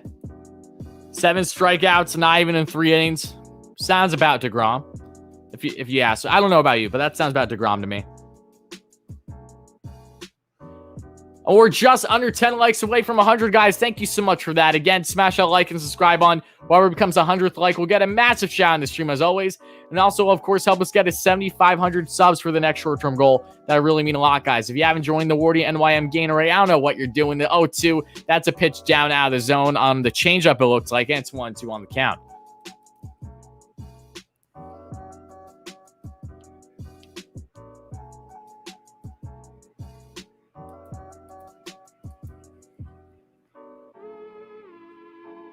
And he struck him out right at the knees. We take that call, baby. That's now 8 strikeouts for Jacob deGrom on the night, and we're only 3 innings into this one. My goodness. Get a room, Jake. This is like X-rated stuff right now. I don't know about you guys. This shouldn't be allowed to be viewed.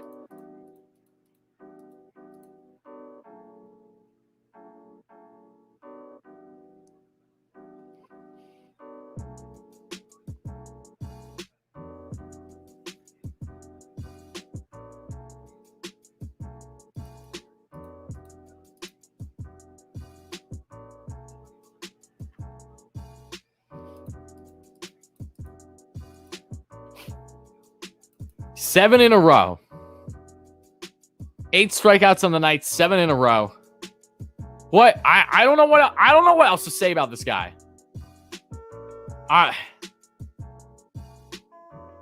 The fact that deGrom has made me speechless when this is only his 11th start and we're in the 60th game of a 162 year.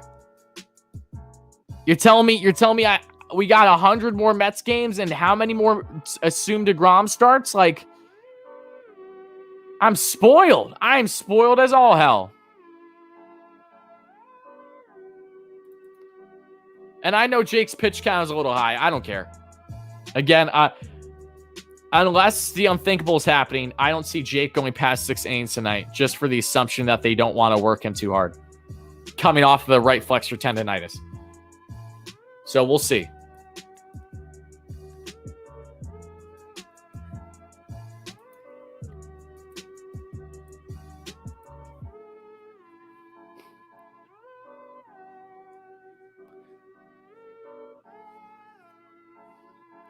You're going to the Mets Braves next Wednesday. Awesome, Brent. I hope you have a phenomenal time. I'm so happy. I'm so happy seeing more Mets fans go to games now. Full capacity starting next week. I can't wait. I cannot wait for July. I'm so excited.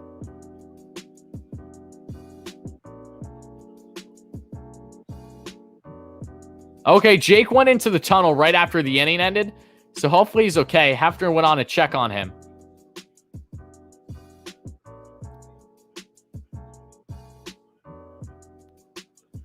Oh, Jeremy Hefner's calling the bullpen, guys. Oh, no. And first pitch, Lindor is going to hack that one playable. Shallow infield. Wisdom calls for it. He gets it. And there's one away. So it looks like deGrom might be out of this game, folks, because Jake did not look happy heading into the tunnel. And that was my one concern with him pitching tonight. If this is more right flexor tendonitis things, I just hope he didn't push it.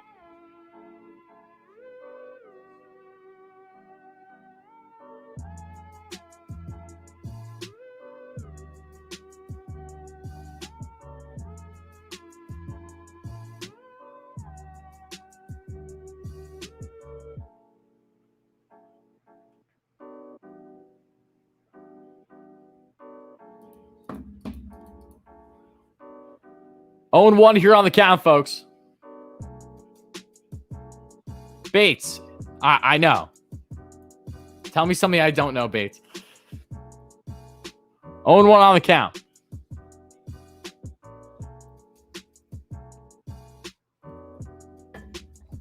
Again, though, guys, before we completely freak out, let's not do that until we find out some answers, okay? Because that's what we did last game, and it wasn't nearly as bad as what we thought. Even if Jake's done this game, I could literally care less. Keep that guy from healthy. And Dom Smith rips one, and it's gone! Dom Smith gets himself a home run, and the Mets are now up 3-0. Let's go, baby. Dom bombs for days. He has himself another extra base hit, his second home run of the series.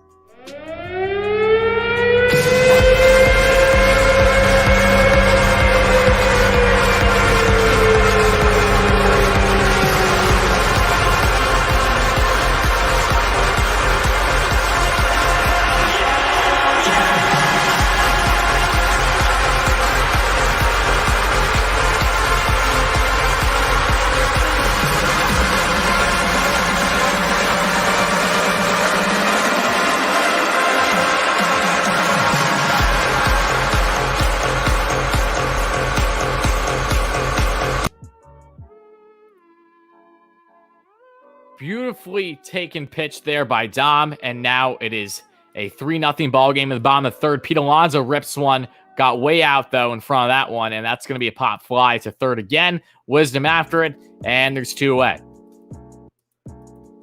Yeah, Jake's coming out. It's not official yet, but it almost feels certain.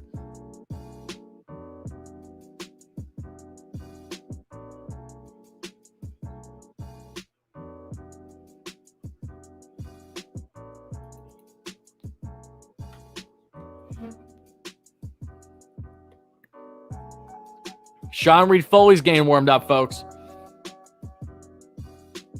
Yes, Jacob deGrom looks like he's probably done for the night. I just hope he's okay.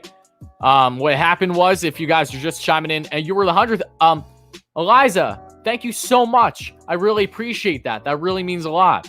Thank you so much for the 100th like. Everyone, shout out to Eliza for the 100th like here in the chat. That means a lot, my friend. Thank you. Shout out to you. Yeah, so it seems like what happened with Jake is he went into the tunnel with anger after finishing the top of the third. He's already struck out 8 batters tonight. But yeah, Jake looks like he was in discomfort. I just pray it's nothing serious. That's all I care about. I can literally care less if he's out of the game now, as long as he's okay. Billy McKinney's going to take a 97 here upstairs. It's 3-0 now on the count.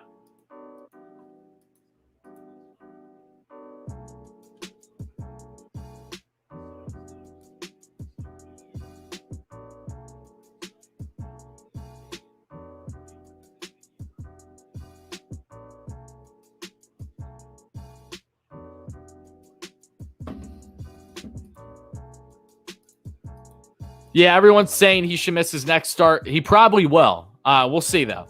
I have no clue. We just gotta pray that it's nothing serious. If it's nothing serious, then we're gonna be fine. I don't care if Jake misses a start. Like, I care, obviously, but I care about his well-being and his longevity this season more than anything. And this goes hand in hand with everyone saying, oh, why isn't Jake pitching until, like, the 8th or the 9th every game? It's like, guys, this is why. You know, the guy is so dominant. It's inevitable that, you know, he's going to have some issues here or there. And he knows his body better than most guys in baseball as it is. So, like, this stuff isn't, what he's doing is not easy, okay? Just because we are in a situation where we are privileged to be in the spot seeing Jake every 5th day, doesn't change the fact that what he's doing is no easy task, even if it comes off as easy in his eyes. And that's going to be a called strike there on the outside corner with the off-speed pitch. It's 0-1 on the count.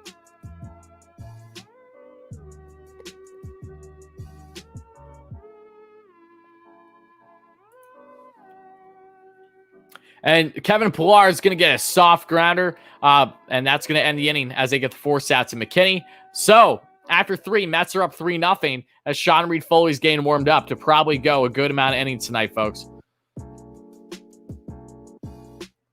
Yeah, no official word yet, but it does look like Jacob deGrom will be out for the game.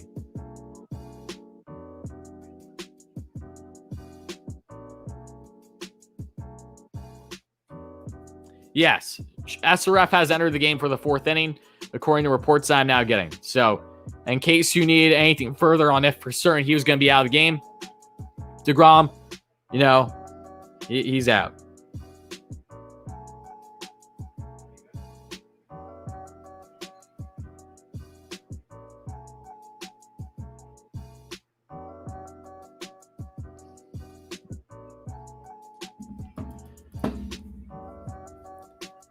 My Lindor, it's not a Lindor conspiracy. It's a fact.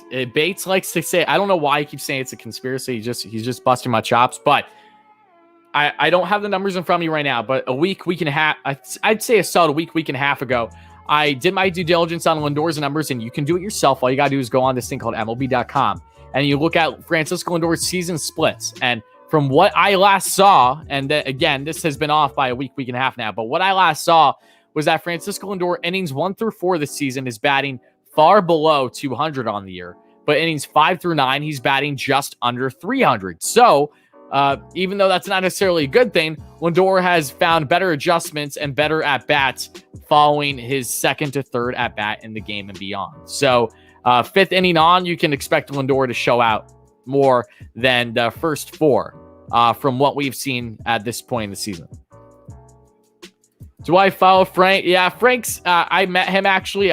Frank's actually in my vlog from when I went to my last Mets game when Harvey was in Citi Field. Frank's a nice guy. I enjoy his content. He can go overboard a little bit. I know that people have colorful stances on Frank. I think he's entertaining. I like most Mets fans. I just don't like when a fan is pessimistic too much. But I know that's also part of his shtick. So it's like, it goes hand in hand.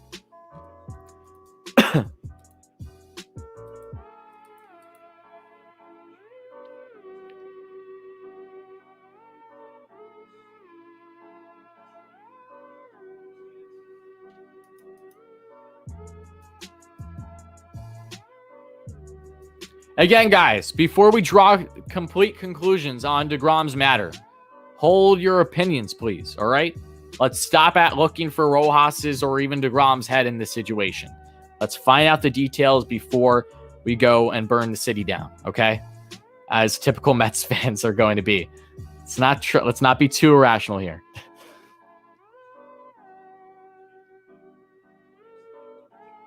And now we'll see if the Cubs execute here. So unfortunately, Jake is not in line for the win tonight because he didn't pitch more than 3. But he had phenomenal outing, 8 more Ks, more pitches with 100 miles per hour or more on the season. Far and away the best in baseball in that category, and far and away the best pitcher. So, if there's one positive thing out of this, it's another outing where Jake doesn't give up any runs. So there's one thing you want to say that's positive, it's that. And the first pitch, Pearson. And that's going to be a called strike on the 94 heater. Right down the lane. It's 0-1 on the count to Jock. Good evening. Hello, my friend. Kevin, how are you, my friend? Happy to have you here. Fire Dev, what's up?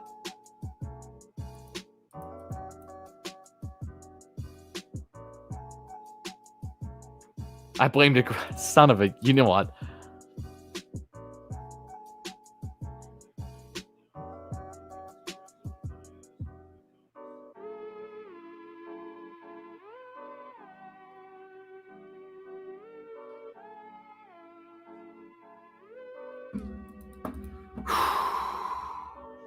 One on the count, folks. And the pitch. And that's going to be popped up. Playable. Third base. VR goes after it. And there's one away.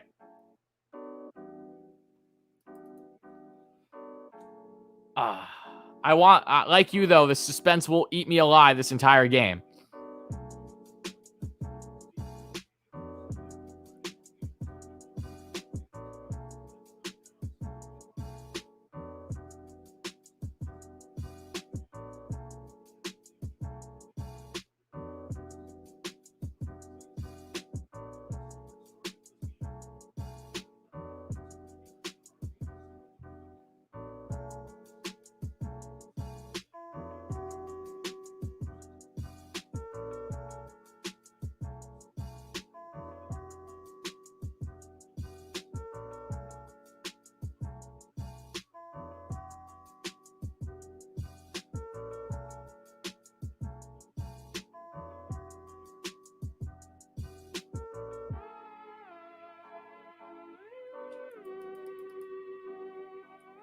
Larry, how are you, my friend? Happy to have you in here, Lawrence.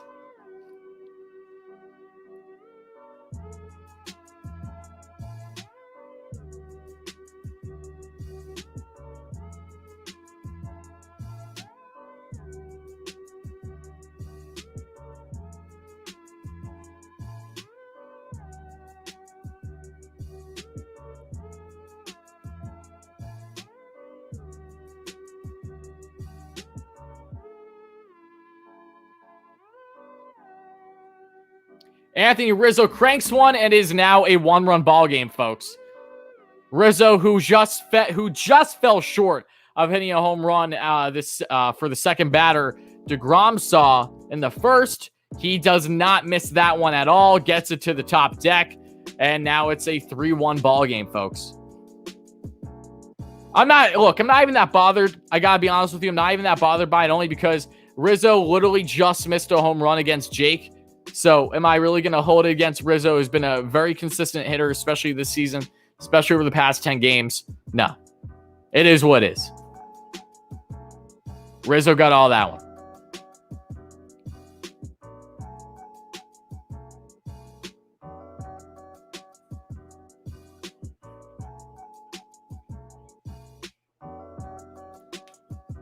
Oh, so Jake has right shoulder soreness for Jake. Okay. That's not ideal, but it's better than elbow. Right shoulder soreness. So it's not the the right flexor tendonitis. It's a different injury. Again, though, that's better than an elbow. That hopefully, as long as it's strictly soreness and he felt he wasn't comfortable enough to continue. Again, Jake knows his body better than anyone. I'm fine with that. I can live with that.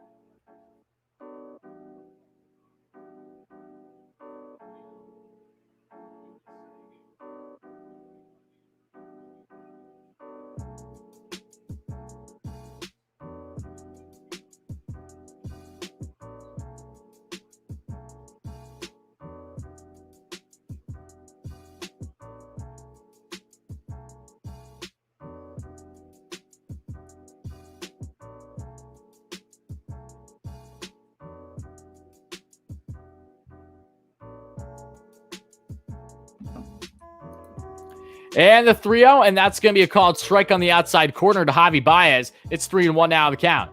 You think you're going to be sick? Breathe, Yoshima. It's okay. Bullpen is in trouble, though. I agree. We'll see how they can try to work out of this one. See if the Mets can work some bullpen magic that they've done previously this season.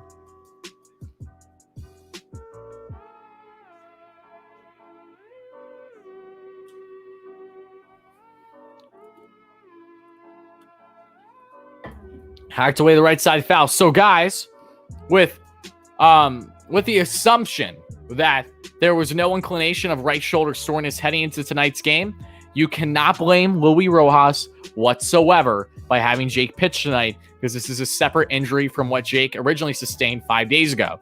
So take that as you will, guys. Again, for the people in the back, stop calling for people's heads. If this is a new injury, if it's just strictly right shoulder soreness, it shouldn't be the end of the world at all. Maybe that means a missed start. Maybe that means an IL stint. I'm not sure. But either way, as long as this was nothing new until the game tonight, you can't blame anyone for that. And that's going to be a walk. So there's one man on now with one out in the top of the fourth, folks.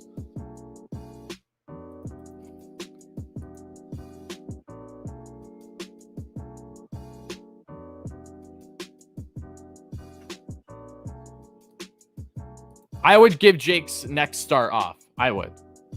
Especially because he's in line to start Monday in the doubleheader as of now. I would have him off.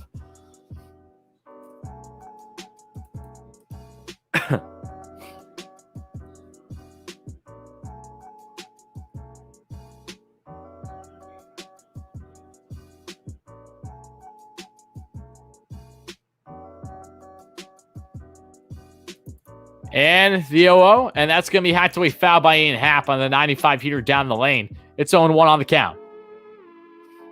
Trade for Harvey. No, we should not, Daniel. This isn't the SRF we've seen. Yes, but granted, we also haven't seen SRF have to be rushed in a game last minute like this season either. So take that into account.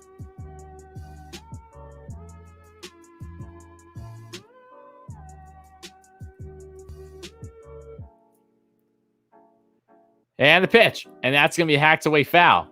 0-2.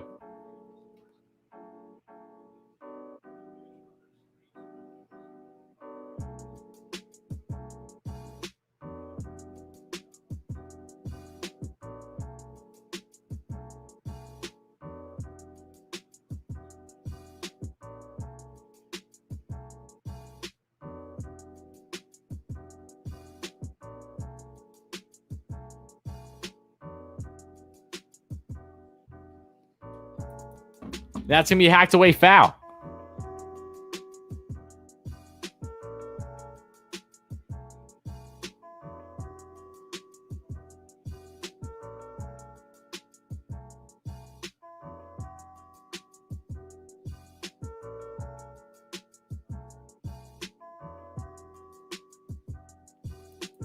0-2 on the count, folks. 1 runner on, 1 out. Top of the 4th. Jacob deGrom has departed from tonight's game thanks to right shoulder soreness as Sean Reed-Foley has come in and is trying to get multiple innings for the Mets. And the pitch. And that's going to be hacked away foul again by Ian Happ, keeping this at bat alive with a 95 heater inside.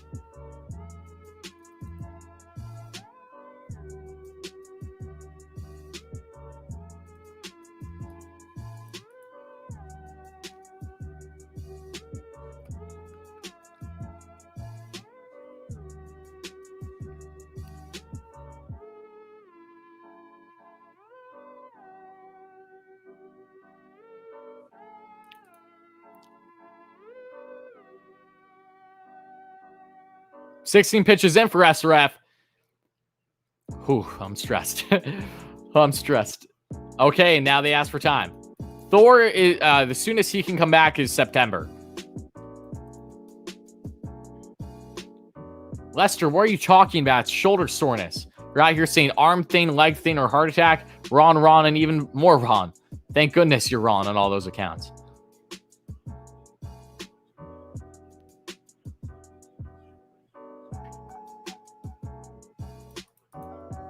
Oh, big off-speed pitch that misses away. Looks like the curveball. It's 1-2 now on the count.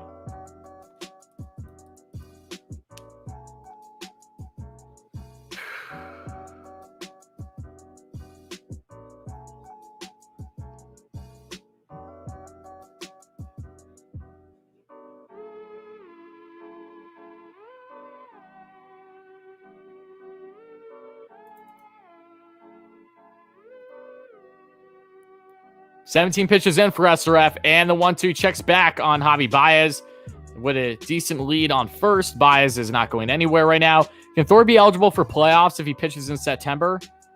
Great question. I don't have the number. I don't have the answer completely off the top of my head for you. I'd have to do my due diligence to give you a proper answer to that. Because Thor, I've been viewing this season as if the Mets won't have him with how the setback happening. So not that he won't be back with the team. I just... given how the Mets are running things, I'm assuming that they're under the mindset too. The opposite of a Brody Van Wagenen, where you're hoping that he's going to be, a late deadline acquisition, right? With him just getting healthy when there's no actual certainty that he'll be back with the club.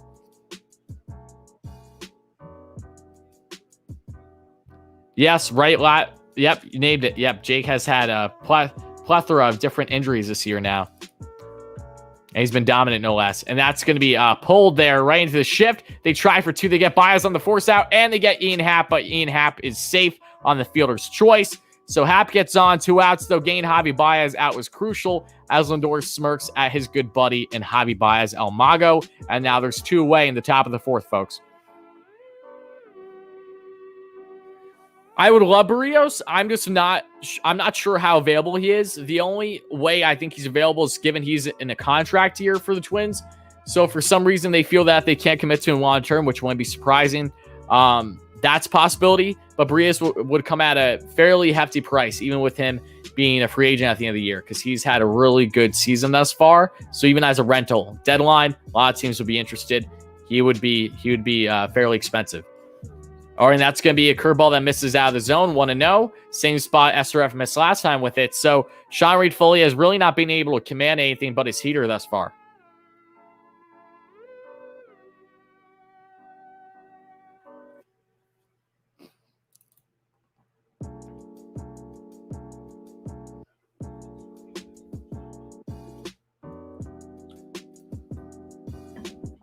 And that's going to be pitch up high. It's 2-0 now on the count. What's up, though, Mets and baseball fans? We got 200 beautiful viewers. Thank you all so much for being here, guys. I hope you, in fact, have been enjoying the stream. If you have, please make sure to smash that subscribe button. If you're new to the channel, what are you doing? Join the fastest and largest Mets community here on YouTube. It would really mean a lot. We have so many great streams and individual videos and content coming out throughout the remainder of the season and beyond. This is my full-time job. I love every single second of it, and I'd love for you to be part of the family if you aren't already. And, of course, help us get to 150 likes for our next short-term goal in the stream. That would mean a lot also. 2-1 on the count here, though. You should watch the movie Major League. Oh, Lester, I have seen the movie. I wasn't even thinking about it when you made your quote. I'm complete. I apologize. I responded to a comment without knowing the full context behind it. Why don't the baseball gods like the Mets? Because they're probably the ones who started the LOL Mets to begin with. They let that exist for as long as they did. So, am I texting someone? No, I've just been following up on Twitter, looking at updates for everything.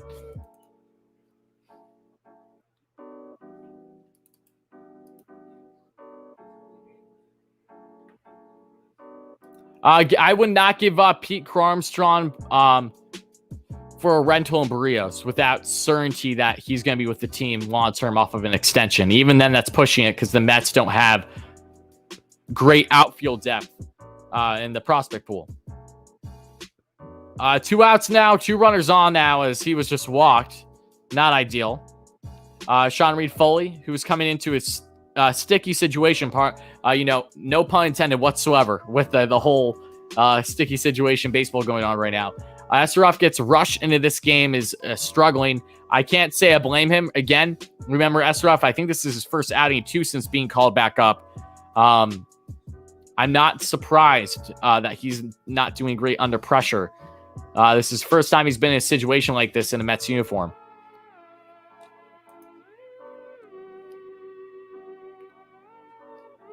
Do I go live for every game? Oh, thank you so much for the sub, Aiden. I appreciate that, buddy. Happy to have you join the family. I don't go live for every game, but I usually go live for at least 2 games a week.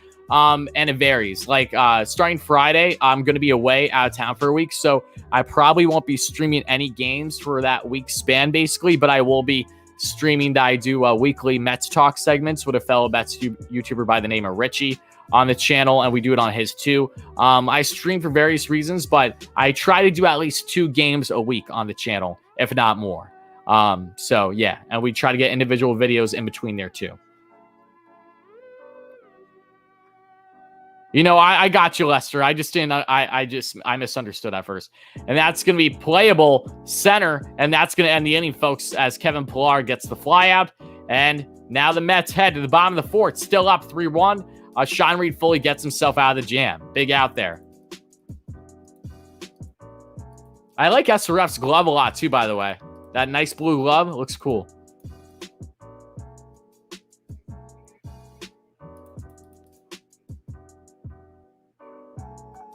Yeah, AB, we'll see. Right shoulder soreness. Hopefully it's nothing too serious. Any news on Conforto? Yeah, Conforto might be back with the team as soon as sometime next week, as he has started a rehab assignment tonight and already has at least 1 hit. He's been batting leadoff for the Mets. So Conforto is ahead of schedule, which is really exciting to see.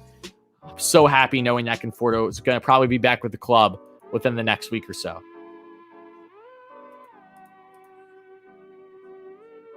What's good? What's up, Mike? How are you, my man? Tough night for Jake. He needs time off. Yeah, I know. I agree with you, Mike. Yeah, I say at least skip 1 start for him without knowing any further information at this time is fair. Don't be mad, Louie. Don't be mad. It's gonna be okay. Hopefully, it's nothing serious. I'm not against the Mets making Jake skip a start, at least 1. Makes perfect sense. I just don't know how the Mets are going to handle that, especially with their doubleheader coming up on Monday, because Jake was supposed to pitch one of those games.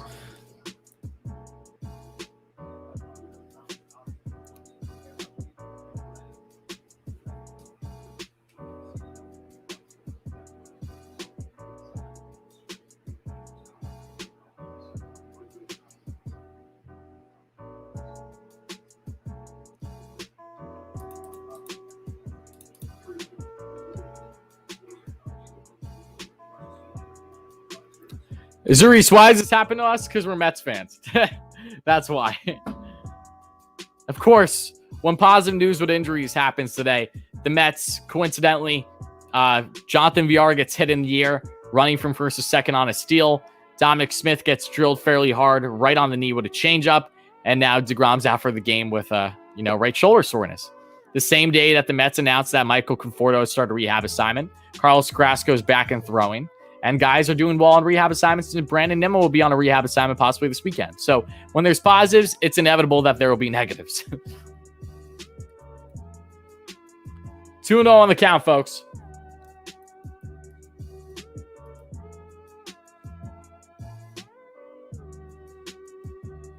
Yeah, when Conforto returns, I would assume McKinney will be coming off the bench. I love Billy Mack so much, but especially if Conforto is, rolling right away, they're going to obviously have him in the lineup. Yeah, exactly. I don't know who's going to fill in deGrom's next start if he's out next start. Again, we have no clue. This is all just assumption. Luis Guillorme gets a walk, and that's the third time tonight that Stock gives up a leadoff walk in the inning.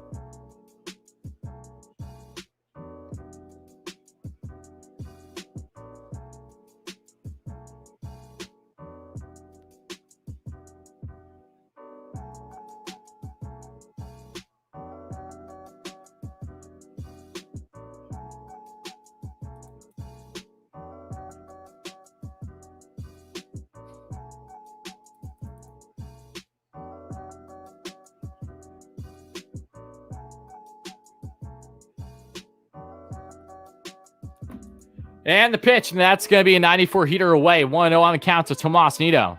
Italian Stallion, I agree with you. Let's keep that positivity, keep that optimism.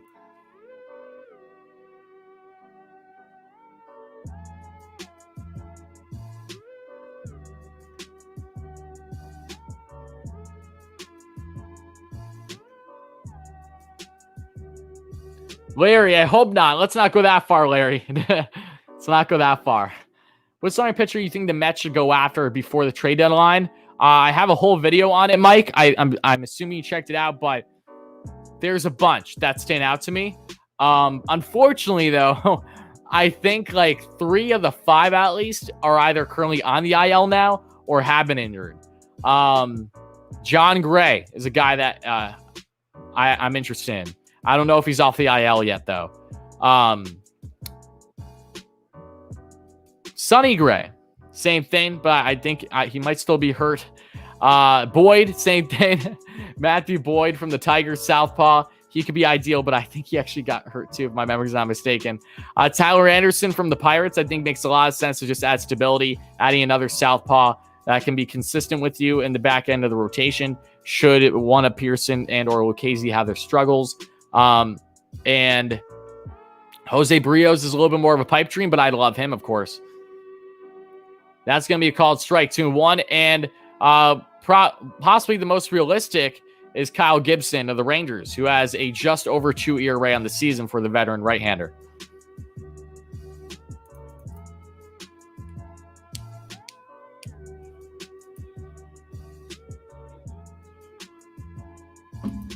And that's going to be hacked away foul. 2-2 now on the count to Nido. It's my favorite non-Met. That's tough, hey, man. I don't know if I have an answer to that. I've tried to answer that before. I'm a fan of a lot of players that aren't Mets, so it's tough.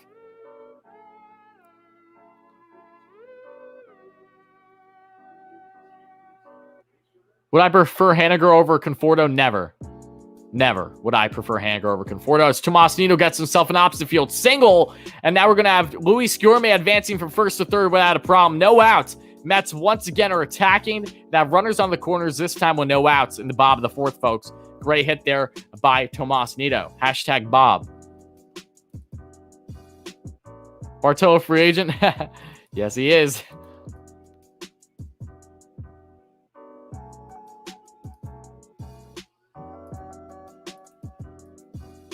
The Conjuring or deGrom's injuries? Definitely deGrom's injuries. I have to check. I don't know how Tehran is doing for the Tigers this year. Lester, though, I don't know, Larry. I don't think that those are ideal targets for the Mets, personally.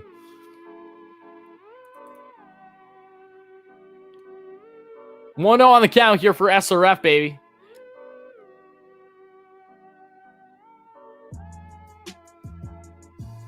Yeah, Scott Pookie, I always pronounce his name wrong. He hasn't been as strong as what I think the Mets would have hoped thus far in AAA. He's been decent. He's had some rough outings, however. The southpaw.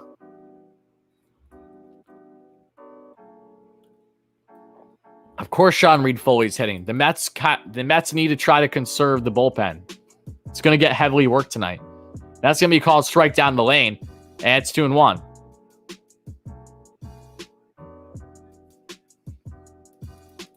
Here's the thing, though. If SRF gets the right bunt down, they might be able to get a squeeze and Guillorme can run it home. All depends on how the bunt gets down.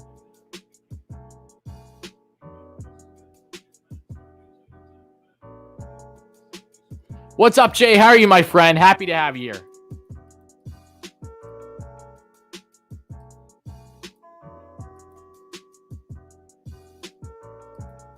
Rizzo, we're just given a fielder's glove. Interesting.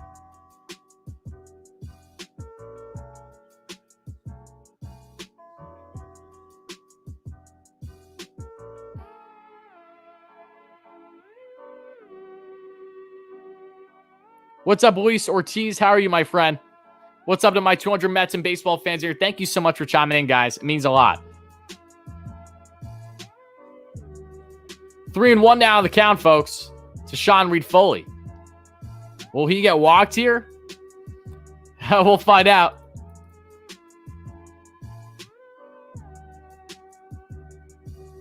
They're giving, I think they're letting SRF swing. Yep. Oh my goodness! Sean Reed-Foley just got walked. A 5-pitch walk to the pitcher.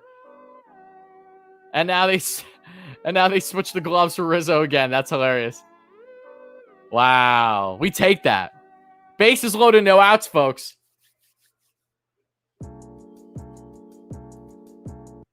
Happy to have you here, Luis. I appreciate the kind words, my friend. I'm glad you're back, Nolan. Thank you.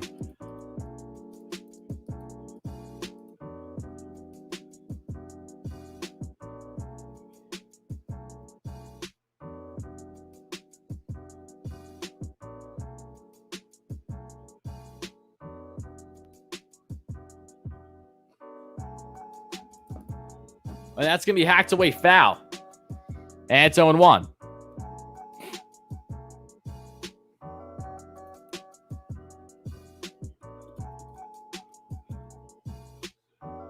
Make sure to smash that like and subscribe button, guys, if you're enjoying the stream. It would really mean a lot. Help us get to 7,500 subs for the next short-term goal, but of course, we got to get to 7,100 first. We're just around 40 subs away. Jonathan VR is going to drill one right into the glove of Patrick Wisdom, and there's your first out of the inning. But yeah, guys, we're only like 40 subs away, which is nuts, already from being 100 past 7K, guys. So if you'd be so kind, if you're new to the channel, please make sure to smash those buttons. Really mean a lot for consistent Mets and overall baseball content. What's up, Worry? How's it going, Michael? Up to Lindor, yes. Let's see what Lindor does here. Bottom of the fourth.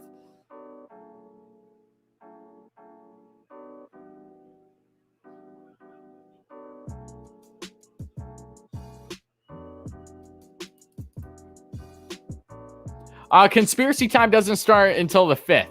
So if Lindor doesn't get a hit here, it further proves what the stats are telling. But again, it's not like he can't get hits before the 5th inning. He surely can. It just hasn't been as common so far this season. He did have himself a early inning home run, though, against the Padres. So we'll see.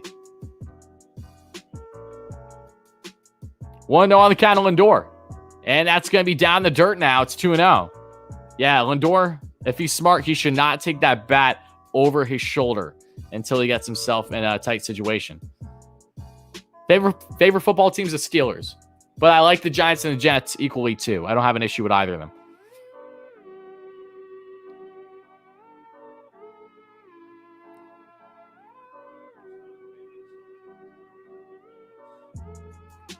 Nolan, thank you for the $2 donation, LFGM. Guys, type in the chat for Nolan for the $2 dono. I appreciate that, buddy. Thank you kindly. That means a lot. Great member on the channel. Thank you so much, buddy. Type in the chat for Nolan, guys. And that's now 3-0 on the count. Stock has yet to hit the strike zone in quite some time. And the Cubs are one ball away now from walking in a run.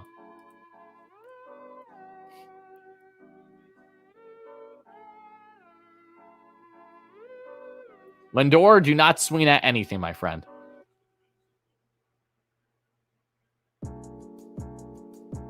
Yes, Larry, I agree. And Lindor takes ball 4 and the Mets score. The Mets are now up 4-1, a 3-0 lead. They get back the run that they lost thanks to an Anthony Rizzo piss missile to the right deck. And now it's 4-1 Mets in the bottom of the fourth, and the Cubs have now officially gave the call to the bullpen.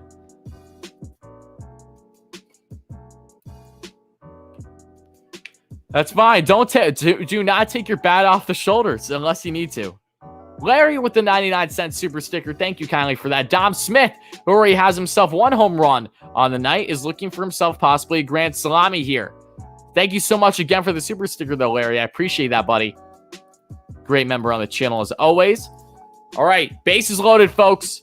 1 out, bottom of the 4th. Dom, do not take that bat off your shoulder until you really feel it's right. And Dave with the $5 super sticker. Thank you so much, Dave. It's now 1-0 on the count, and the 94 heater misses up high, big time. Thank you so much. And we have another donation. Bates. Lindor puts the conspiracy to rest. Absolutely. Thank you so much for the donation, Bates. Hype in the chat for Bates. Hype in the chat for Dave for the donation, too. You guys are great. Really appreciate that, guys. And that's going to be, oh my goodness gracious. And that is going to bring in a run. So Dom Smith, who went like half swinging, a check swing at first base, that's going to be an out, but a run does score. So the Mets are now up 5-1. We're runners on 2nd and 3rd here in the bottom of the 4th. So it was weird. It was like a half swing, check swing, but it went right down to the first baseline. And luckily, Nito was able to get in to score in time. And now the Mets are up by 4 runs, folks. And now Pete Alonso's up. Pete, do not swing at anything, Pete, until you need to, Pete. Do not go first pitch swinging, Pete. I don't care if it's a damn heater right down the lane. Be patient, please. I love you, Pete. Be patient here.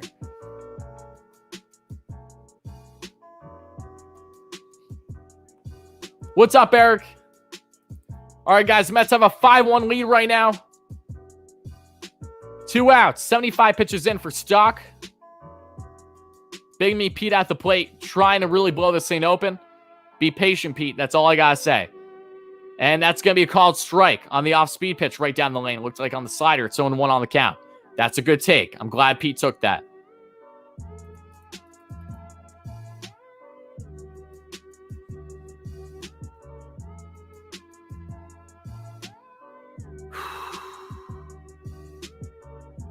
Stay patient, Pete.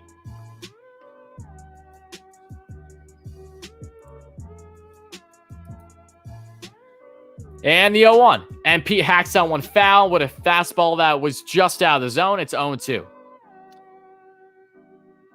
Yep, Conforto, Amora, and McNeil are playing tonight. Yep, I know Conforto has a hit array. I don't know about the others, though. I have to check the box score.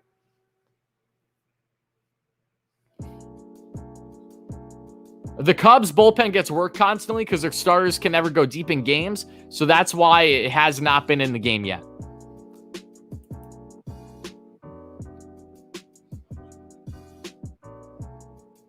Oh, and that's going to be a good take there by Alonso. 97 heater upstairs, 1-2. Good take by Pete. I know he wanted to swing there.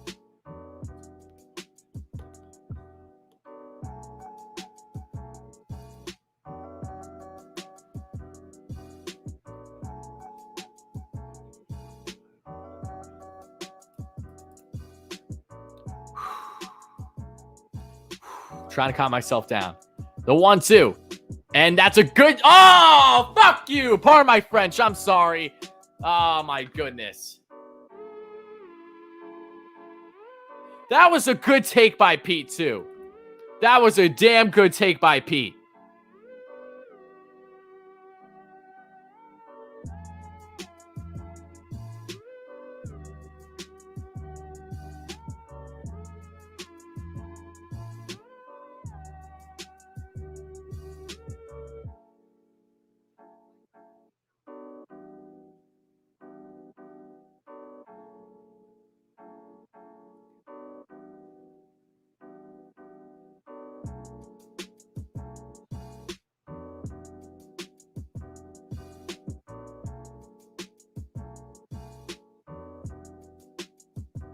I don't know. I disagree. I don't think you have to fight that off. That's a pitch in my mind that I could see Pete swinging through. Pete swung through the 97 fastball that was out of the zone as it was. So he fouled it off, pardon me. I thought that was a good take.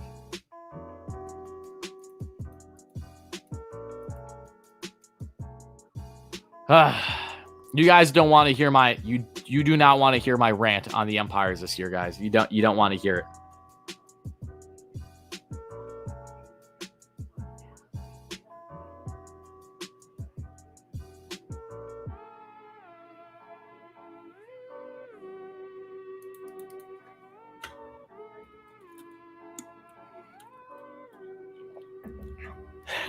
Kish, Gigi is a young, impressionable bunny. Watch your language, sir.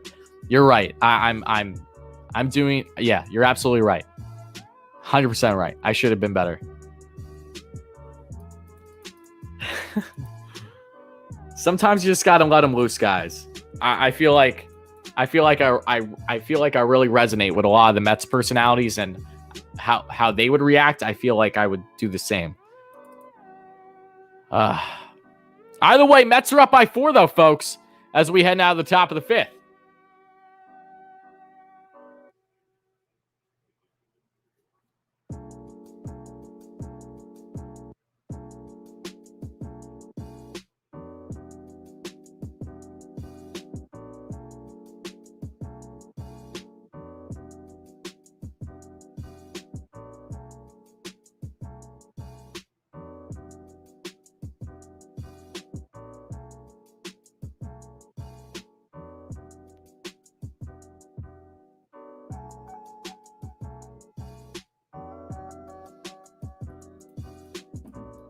Gigi is my bunny.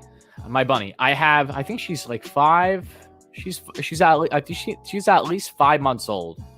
Lionhead bunny. And I bring her into my streams, either as a rally rabbit, which will be a merch. That will be a logo made out of her and a t-shirt. Once I get my designer finalized, because I'm waiting on him because he's been awfully busy the past month.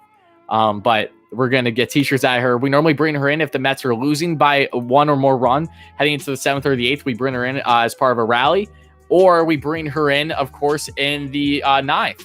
After the game when the Mets win, for, just excitement.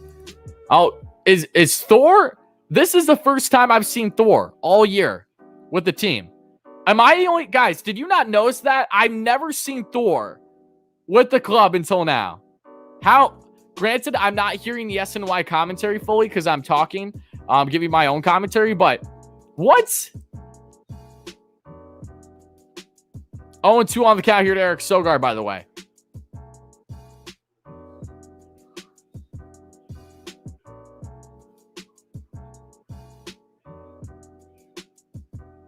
No, I know he's been rehabbing. I'm just saying, I haven't physically seen him in the dugout with the Mets at all this season. Is this the first game he's actually been with them?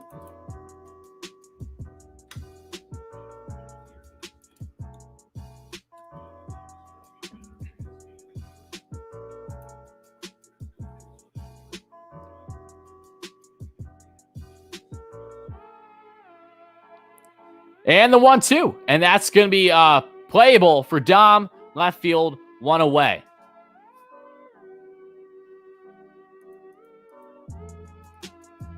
Thor won't be back until early September, Michael.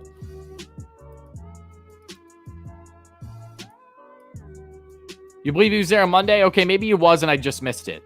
This is the first time I've seen Thor with the Mets all season, like physically with them, so that got me happy.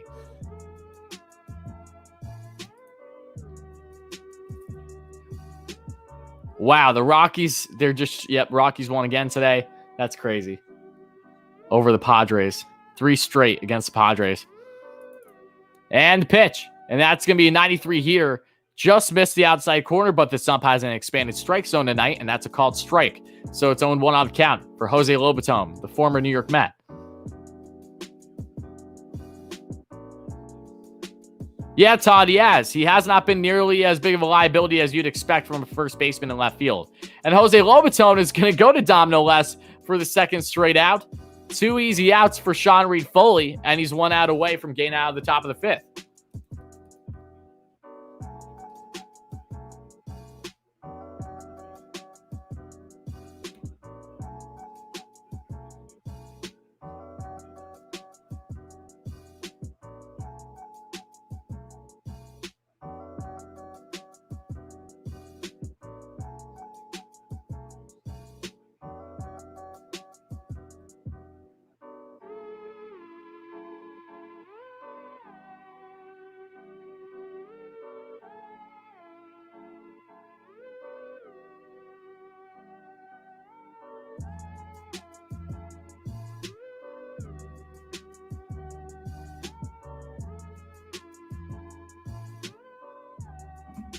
Oh, and that's going to be a 93 heater for a called strike. Nicely placed there, right around the outside corner by to Lobaton. It's 1-1 on the count.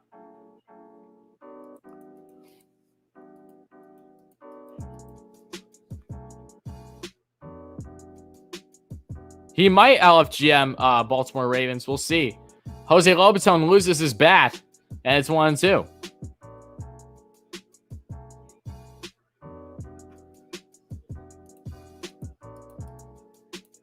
I'm a Knicks fan for basketball, Neil. Braves losing always feels damn good. That team continues to plummet, and I continue to smile. Can't go wrong there.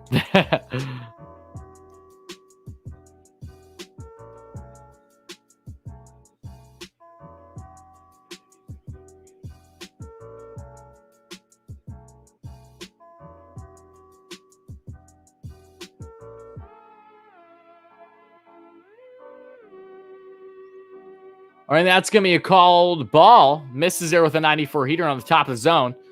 It's 2-2. Thank you, Bambino. I appreciate that. You're a Tampa Bay Bucks fan. Okay. Were you Tampa Bay Bucks fan before this guy by the name of Tom Brady arrived, though, Kevin? I'm sure you were, because I think you reside in Florida, right? That makes sense then. And the 2-2, and that's going to be an off-speed pitch that misses away. It's full count.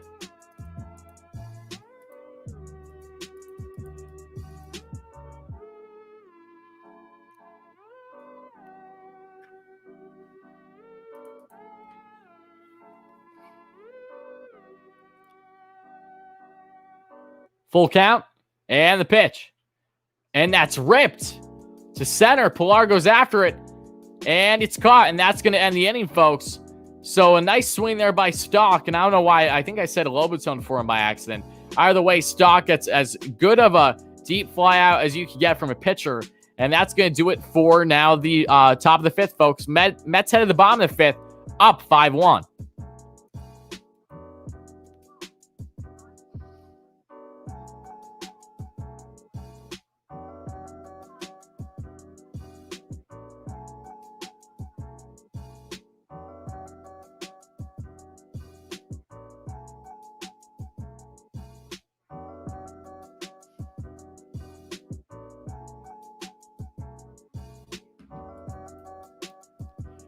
Phillies have to play Giants, and we have to play Nationals next. So we are extending our first place lead. I mean, don't jinx anything, Wyatt, but hopefully.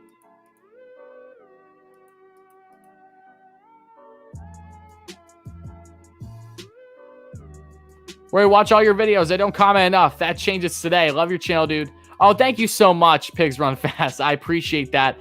I like the name. It's interesting. No less, thank you so much for the kind words, my friend. Again, I know I'm beyond blessed and grateful to have the endless supporters I do. And I know that only a select few of you guys actually talk frequently. I know a lot of you guys are just viewers and are just, rooting from afar. So I appreciate you breaking the barrier here, my friend. I'm looking forward to having you in the streams and comments going forward. That means a lot, buddy. Thank you.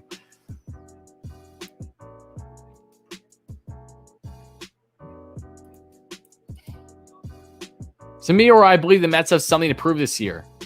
Oh, I think that they do because they have higher expectations. Absolutely.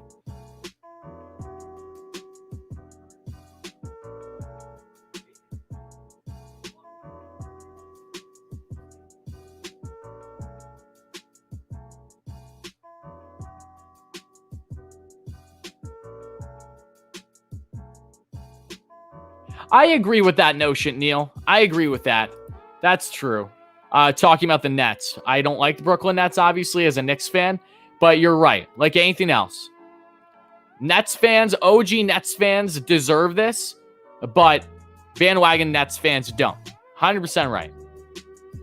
But unfortunately, you can't have it, that way. When you acquire a super team in the span of the one calendar year, not even. Naturally, you're going to have a lot of bandwagoners, especially for a team like the Nets that lacks a significant fan base versus a lot of other core teams in the NBA. Did I expect the Mets to be better or worse? I think better than expected. Given their injuries, I think they performed better than I expected with all their injuries. since their whole injury run started, they performed better than I expected. But Corey Abbott has now come into the game, folks. He has allowed 1 earned run in 2 games so far this season. And the first pitch of Billy Mack, and that's going to be a 91 heater up and away. But I've been under the impression that the Mets will win at least 90 wins this season.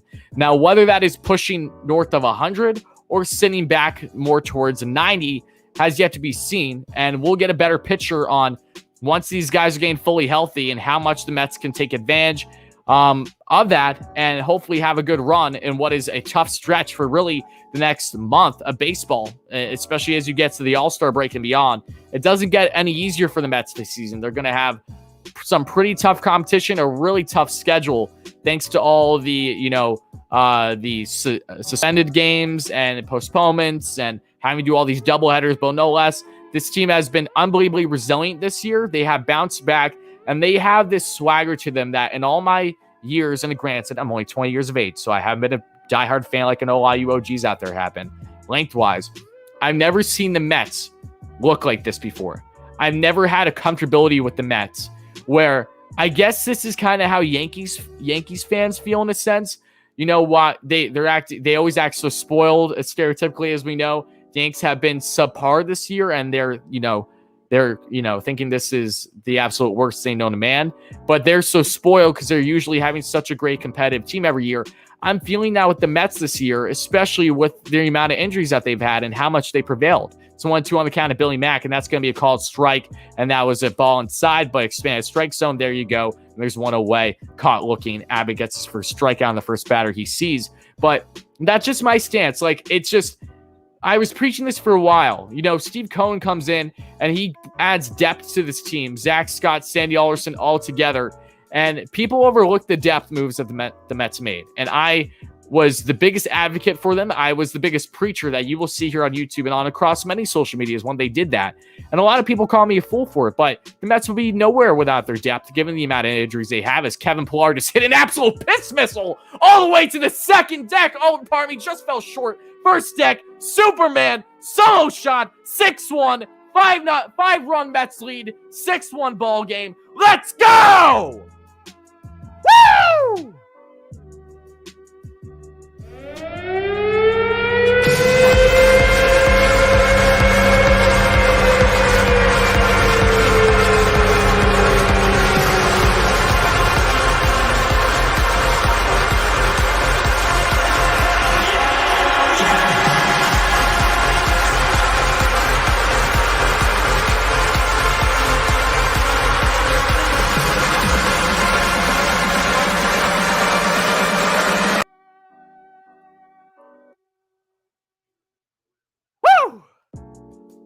My goodness. I'm sorry. I had to cut off what I was talking about. We're done.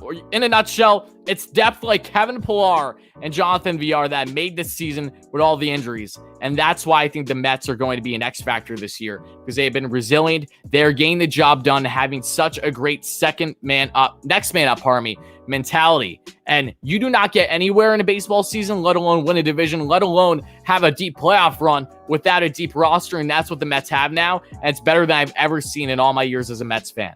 And it's 1-2 here on the count to Luis Gourmet as he swings with off-speed pitch down away. Let's go, though, baby. What a bomb by Kevin Pillar.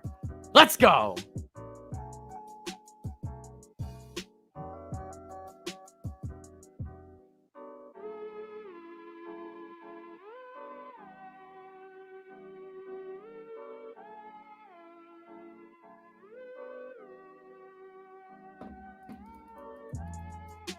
Two and two on the count for Gourmet. And that's going to be in the dirt there. Misses off speed. Full count now to Luis. Mike, I agree with you. I 100% agree with you. And yeah, this team is so exciting. And the fact that they are still a lot of crucial pieces away from being healthy, and they're getting healthy now is nuts, as that's drilled right into the glove of Abbott. And now there's two away.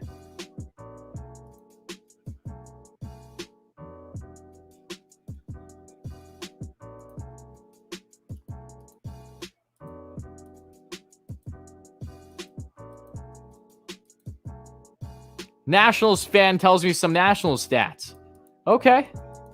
I know the Nats have been heating up lately. I agree with you. Congratulations to you as a Nationals fan. I still can't get over that home run by Pilar, though, guys. I apologize. No, Michael. No, don't throw such a thing out in existence. And that's going to be a grounder right there to Baez. And that's going to end the inning, folks. So Mets up 6-1. You're damn right, AB. 6-1 Mets lead heading to the top of the sixth.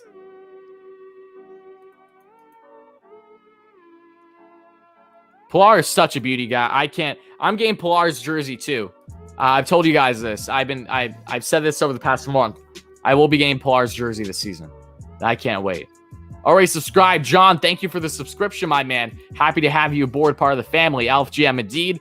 Happy to have all my 200 plus viewers in here. You guys are all beauties. How are we feeling though, Mets fans? A lot of you guys said this would be a lopsided game. Right when I asked you in the first inning what the final score of tonight's outing would be, a lot of you guys said at least a 5 or 6 run differential with the Mets winning this one. They're up by 5 runs now, heading to the top of the 6th. Looks like a lot of you guys have spoke some things into existence.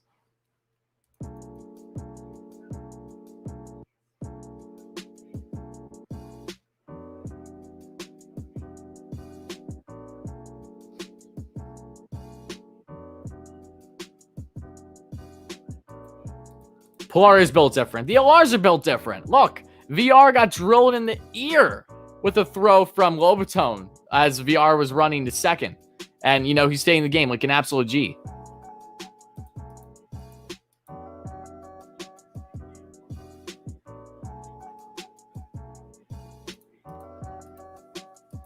It is to finalize. I agree. Let's go Mets. Absolutely. Felix, hope you're doing well. Oh, my goodness. It feels good to be a Mets fan, guys. It's nice knowing that I can go to bed with only an ounce of what was originally a full platter's worth of depression, thanks to my Mets being subpar every season. So I'm thoroughly enjoying this, and I'm enjoying covering it even more. Actually having a platform to share my opinions and build a community here. That's the best part. So thank you, Steve Cohen, again. I will never thank that man enough because he changed so many people's lives, all of our Mets fans, all of our lives, and including myself, because if it wasn't for him, this channel would not exist. Trust me, the Bullpens would not have gotten the light of day out of me. Last thing I ever wanted to be was a pessimistic Mets fan, rightfully so, if the Bullpen stayed in ownership heading into the season. So happy everything has turned out the way it has.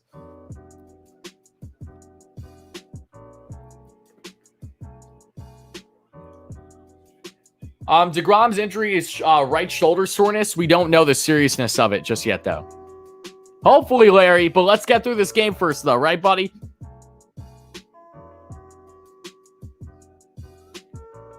And thank you so much for the subs, guys. We're under 30 subs away from 7.1K on the channel, guys. Make sure to smash that like and subscribe button. Again, if you're just joining in, if you're new to the channel, really mean a lot. Help us get there, guys. We're only 30 subs away from 100 past 7K, which is insane. Thank you so much for the support. Rosario's been awesome. I'm so happy for Rosario in Cleveland. Trust me. Last thing I will ever do is talk down on that man. Aaron Loop is now coming to the game. So Sean Reed Foley giving a couple serviceable innings for the Mets. So now out of the game, Aaron Loop with a 2.04 ERA on the season is facing the top of the order, as that's going to be a called strike on the 92 heater to Jock Pearson inside. It's 0-1 on the count. Yeah, A-Rod and J-Lo behind his team. Yeah, that'd be as Wilpons as you could. Thank God that Steve Cohen is such a diehard Mets fan, because the Wilpons were going to give ownership to the travesty that is A-Rod and J-Lo's previous relationship. They're now broken up. J-Lo's smooching, getting caught with Ben Affleck over here. You know, like, we don't need none of that. We don't need none of that OL Mets drama. Kick that shit to the curb. I don't want to see any of it. So, again, Cohen has done so much for this club in more ways than I can begin to tell you.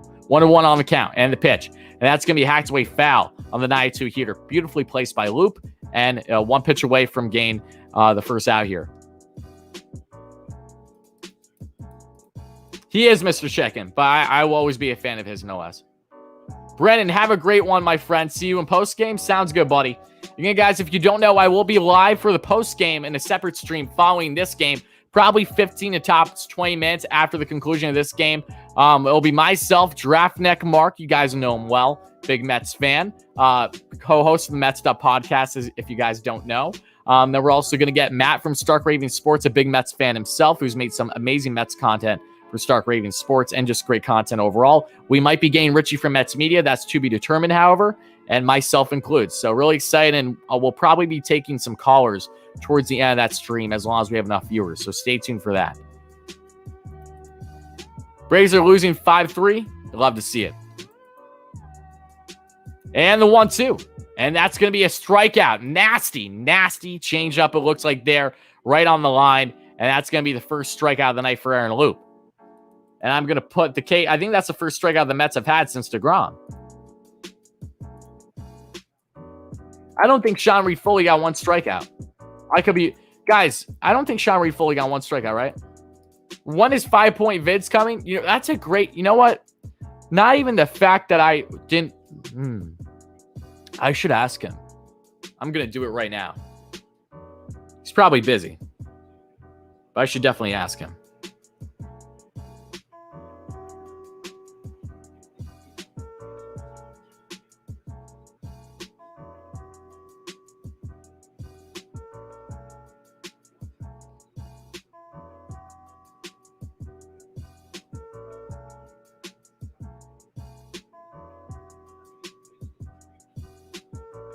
One 0 on the count, and now it's going to be 1-1. 93 heater is caught upstairs for the strike.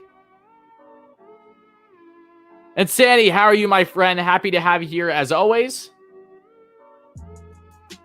No problems for the late pop-up, but you're a great member. I appreciate you being here. Yeah, you know what? Should I? I'll hit up 5 points vids. I haven't even gotten a chance to actually talk to him yet. He follows me on Twitter, though. Let me see. Maybe we can get him for the post game. Maybe we'll clutch up and get him last minute for the post game. If not, it's absolutely no problem, though.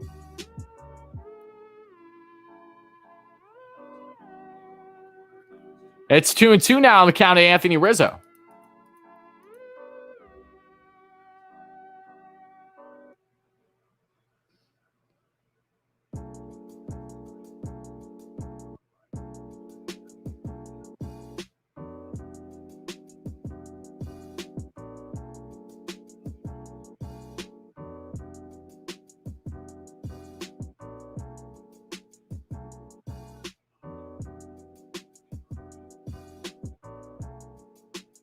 And that's going to be an out. So that's a pop-up there to VR now. And there's 2 away in the top of the 6, folks. And I'll answer your comments momentarily, guys. Just give me 1 second.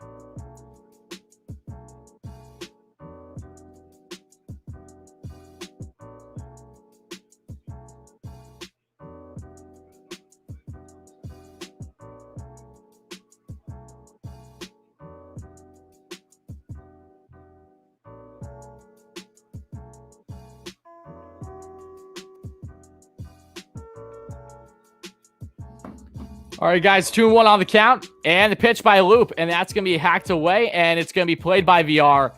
Drilled, and Pete Alonso cannot handle it, unfortunately, on the one hop. And Javi Baez, the speedster El Mago, is going to get on first. And now the Cubs have themselves a 2-out base runner.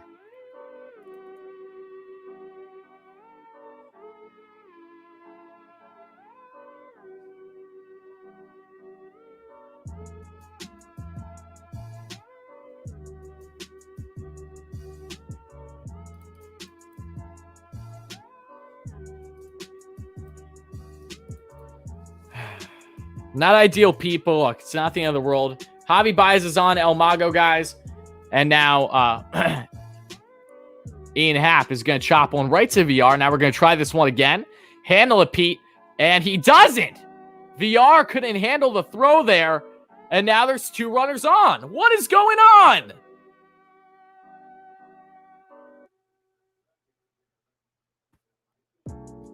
One of them looked like it was Pete's fault, and now it's VR's fault. What's going on? What?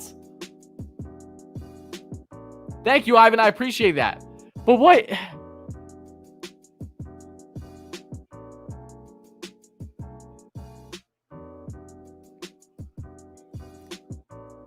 Mets just said, nah, we're not going to field these ones. Nah.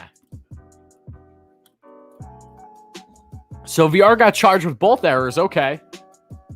Now Patrick Wisdom, who's been red hot for the Cubs this season, coming up. And that's going to be 94 heater up and away. So Aaron Loop, who should be out of this inning unscathed, now finds himself with 2 runners on. And Patrick Wisdom is trying to cut the lead for the Mets.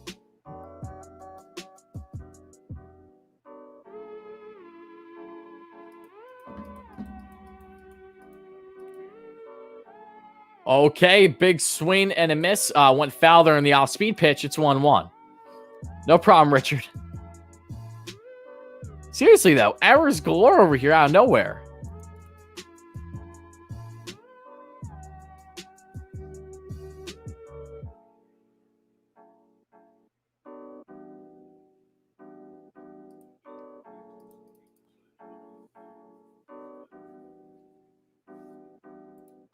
And the pitch. And that's going to be swing and miss. So 1-2 now on the count. Swung right through the off-speed pitch. What's up, Sledge?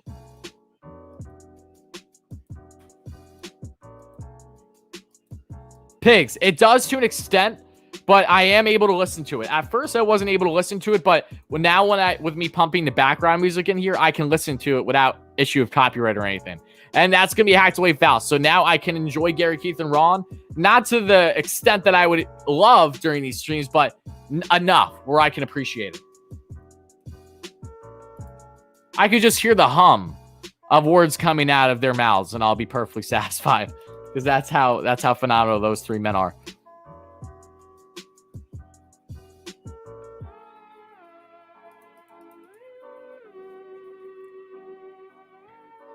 What's up, folks? Thanks so much for everyone being here. Appreciate you.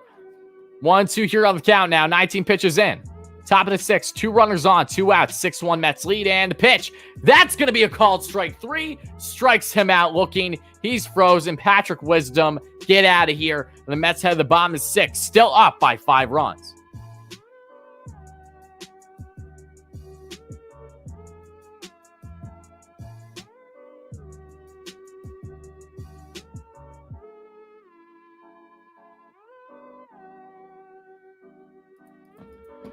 Good stuff there by Aaron Loop to fight the adversity that came to him thanks to back-to-back errors by Jonathan VR throwing what would be a simple toss from third to Pete, and it just didn't happen twice in a row. Either way, the Mets get out of the little jam with 2 outs, and now they head again to the bottom of 6th with a 5-run lead.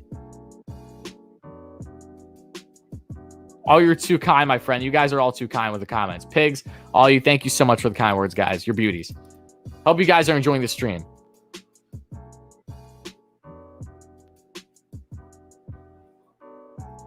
Yeah, I'm not happy they DFA'd Sam McWilliams either, but it's in the past now. Nothing I can do about it. Italy killing it in the Euro Cup. Things you'd love to see is that, Sledge. Yeah, Sledge, I remember you're the first to connect Gigi Buffon to my bunny Gigi. When me, even as a casual Juventus fan, didn't even put that 2 and 2 together when I originally named her. So, thank you for that.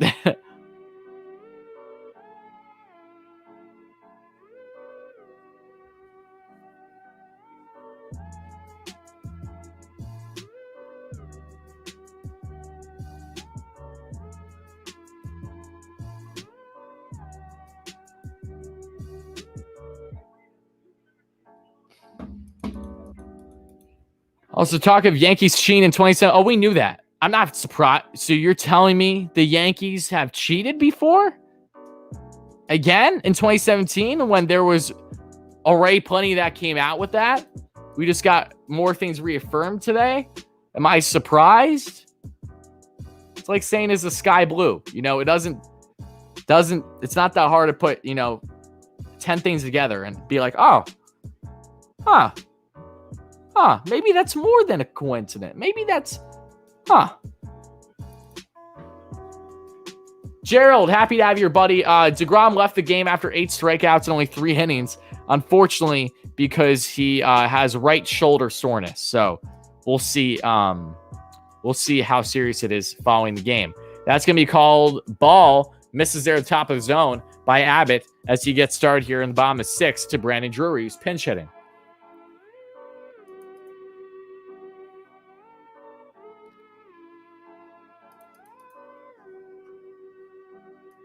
Two 2-0 now on the count to Brandon Drury, folks.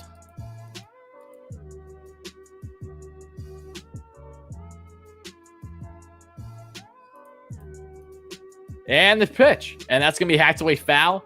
I know it's a natural, like you're never not going to do it, but I love whenever people flinch at foul balls that go right in front of them, right behind home plate. It's hilarious. Could literally be like a brick wall and they'd still flinch from hearing the noise somehow. Like, I love it. What's up, Pete Alonso? Happy to have you back. Just bought the Vladdy powder jersey. Oh, that's awesome. I love that jersey. And that's going to be a 1 out. So Brandon Drury gets a chopper to Wisdom, 1 away. Yeah, Vladimir Guerrero Jr. over 20 bombs on the season. This guy's insane. He's so good.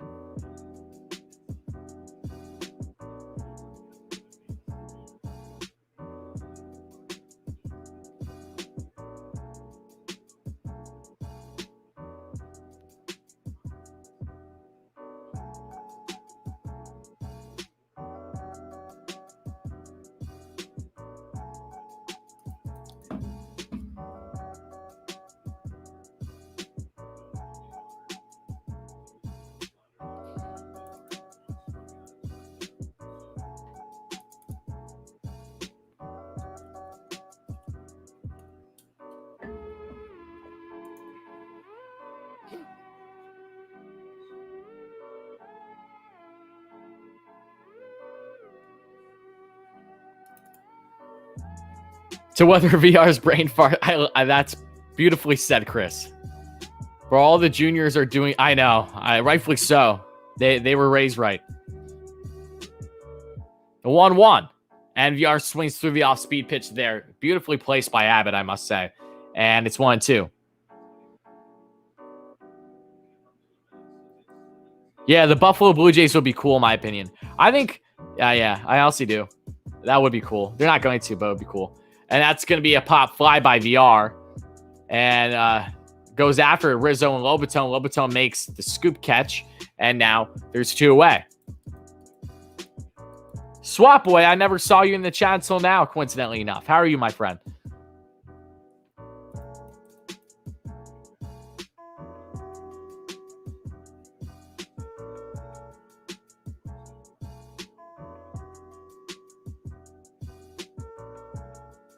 That's funny, Gerald. Chris, thank you for the kind words. You guys are great. It was at a Crane Pool. Yep. That they were showing on the TV. They showed him a couple times tonight. First pitch to Lindor. And Lindor gets that one, but not deep enough. The end of the barrel. And that's a quick 1-2-3 for Rabbit as the Mets head to the top of the 7th. 7th inning stretch time, folks. As looks like the Cubs are trying to make something out of this game. Down by 5 runs, no less. We don't know the seriousness of Jake's injury yet. All we know is that it is, according to reports, a right shoulder soreness. If we find out, we'll probably find out after the game or tomorrow. I'm sure they ran plenty of tests on Jake already, though. So we might know the length of it right now. But if it's right shoulder soreness, it shouldn't be anything too concerning.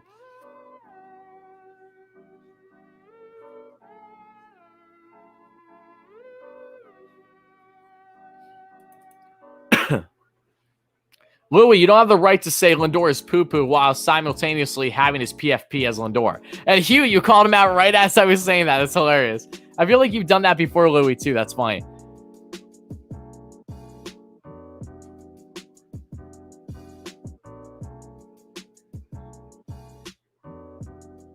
Let's see. Leon, I'm trying to read your comment. I don't want to pronounce your entire name wrong, so I'm going to just call you Leon. Again, my apologies. Don't take it personally. Your name looks very unique, though. I like it. I've actually never seen a first name of yours before. I'm not even joking. I'm so happy that I have been proven right about Diaz. I feel like he has been our best reliever. All that about him choking in front of crowds is just, yeah. I know Diaz is proving that Diaz can be the Diaz of old during his time with the Mariners and then some. So yeah, Diaz, in my mind, 2019 Diaz was an anomaly, and it went directly in hand with the poor management from both Mickey Callaway and Brody Van Wagenen.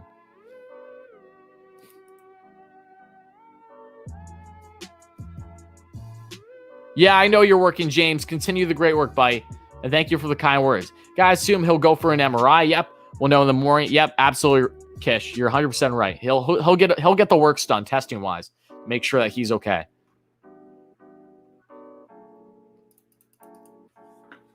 This has been an awesome stream, though, guys. Thank you so much for the continued support. I've thoroughly been enjoying every second. I'm going to double check the strikeout count just to make sure I still have it right on the board. I think we've only seen one strikeout since Jake left the game.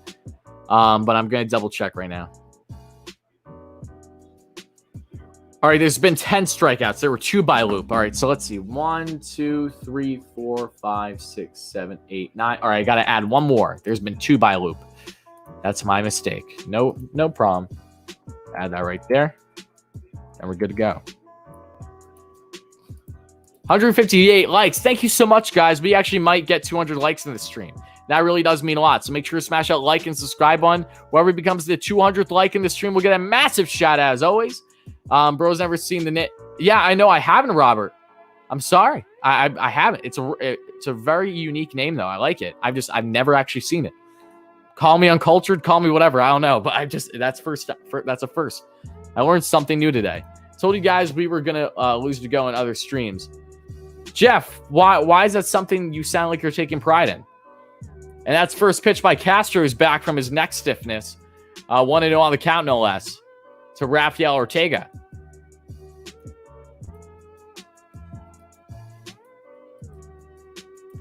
Yeah, Chris, you're right. Chris, he knows his body so well, though. He'll be the first to pull himself out of a game. And I respect the hell out of Jake in regards to that.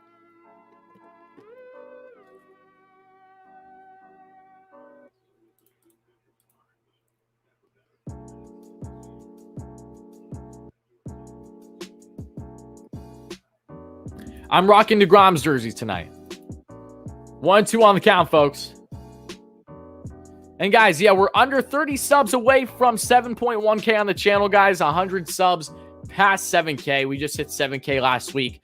We're almost 100 more in. So thank you so much for the support. As Miguel Castro nicks Ortega on the foot, pardon me. So there's one on to start off this inning. Right at the toe. Oh, pardon me. Right at we're at the bridge of his foot. The top, pardon me. Top of his foot there. So there's one on, no outs. A. Lavelle with another donation. I can't say I'm surprised. You are beyond generous, A. Lavelle. A great member. You know I always appreciate you. Thank you so much. What's up, WardyNYM? Mets are playing inspired baseball. Even with injuries and setbacks, this team is locked in. Absolutely, guys. Everyone give a massive shout out to my good friend A. Lavelle and thank him kindly for the donation. Let's get some donation hype in the chat. You know the drill.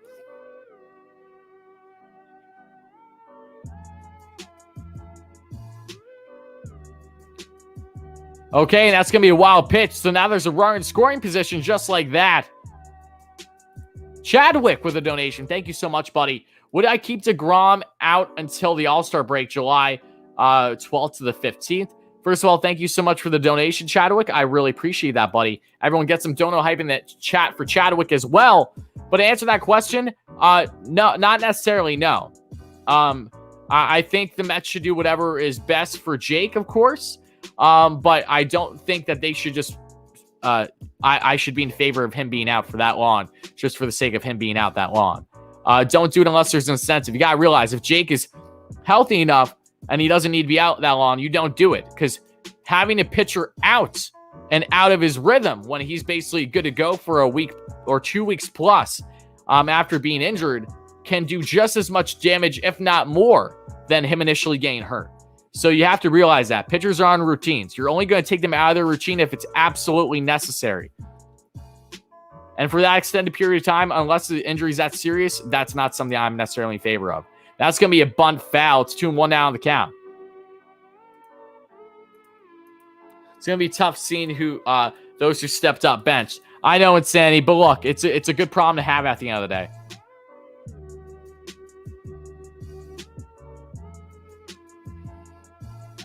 I would have McNeil at second base any day of the week over Luis. I love Yorme a ton, but McNeil's the better player. McNeil's a 300 hitter, and let's not forget that. The guy just had a rough start to the year, like he did last season, no less. And that's going to be a little tip. Wow, right out in front. Nito, a runner, may have advanced from second to third there. I'm not sure. We're about to see in a second, but there's one away. The runner did not. So runner's still in second. The slightest tip, literally just got the end of the barrel, did not move at all. That was like a little MLB The Show hit right there. And there's one away now. In this situation, who do you think's best for Jake instead of team to help team later? I'm not sure what you meant by that, James. My apologies. And Chadwick, thank you so much for the donation, buddy. I appreciate that. I'll be right back, guys. Give me 1 second.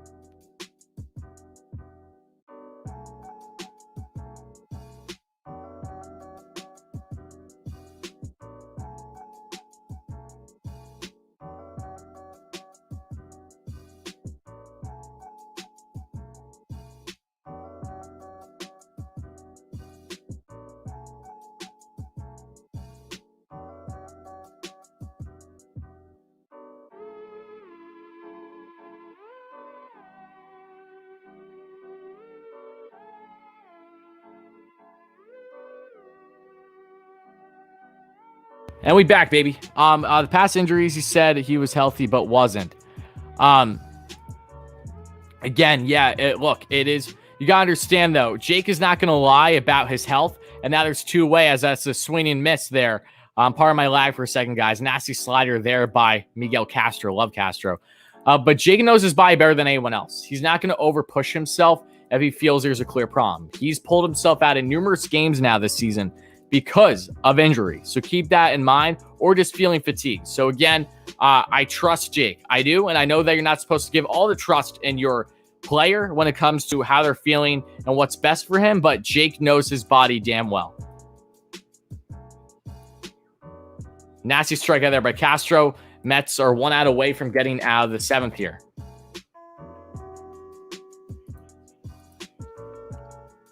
One to know here on the count to Jason Hayward, folks. Pinch hitting tonight. Hayward batting a cool 166 on the season. The veteran outfielder. 4 home runs, 13 RBIs, a 548 OPS. Let's get Max Scherzer. Probably not going to happen. Nationals would feel very reluctant to do that. 1-1 on the count, folks.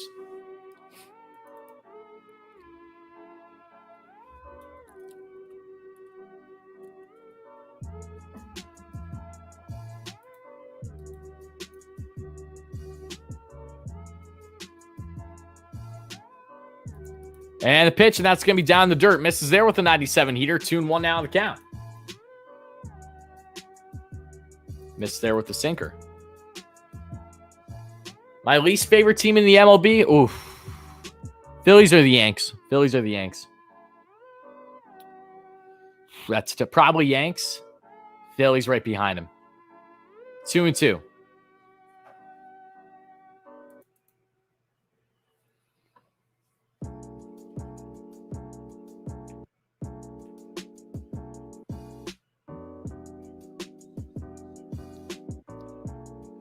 And the 2-2. And he strikes him out. Nasty slider. And that ends the inning. Let's go, baby. We got Mets fans hyped. I see on SNY. You love to see it. And nasty slider for a strikeout. Back-to-back strikeouts for Castro. And he gets out of the 7th unscathed. The Mets head the bottom of 7th now. Still up 6-1.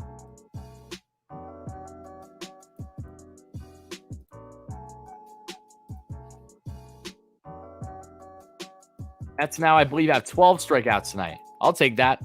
I'll gladly take that. Your mother-in-law's in love with Bryce Harper. I'm so sorry to hear that, Mike. I don't wish that on my worst enemy. Was watching the game at this bar before the man I lost count after 4.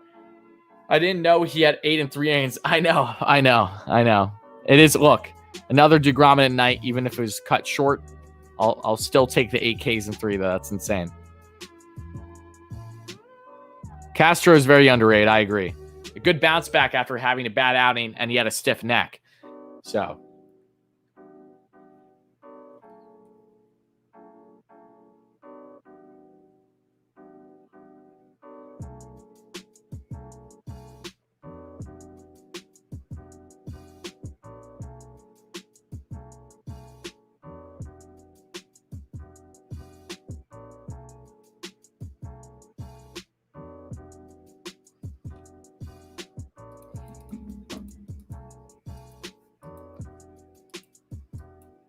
Drives him nuts, Chris? That's always good to see.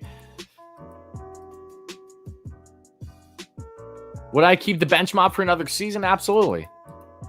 Some of them will be back next year. Not all of them are on one-year deals. Jonathan VR's on a one-year deal of $5 million, if my memory is not mistaken. Kevin, or it's 3 or $5 million. Kevin Pillar is on a multi-year deal with some interesting options in that, I believe. Praz is on a one-year deal. I wouldn't mind bringing Praz and VR back, obviously. Yeah, bring the bench mob back, for sure. And Mets getting ready for the 7th-inning stretch, folks.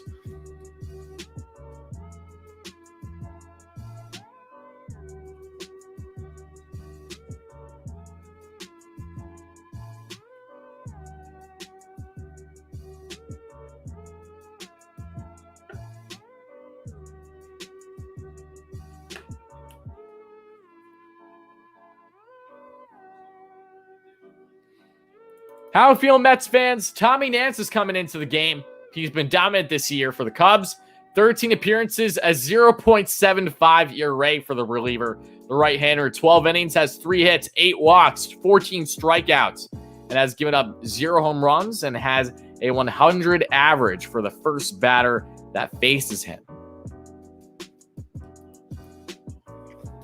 Dom Smith up to the plate. First pitch to Dom. That's going to be a 95 heater upstairs and in. It's 1-0 on the count.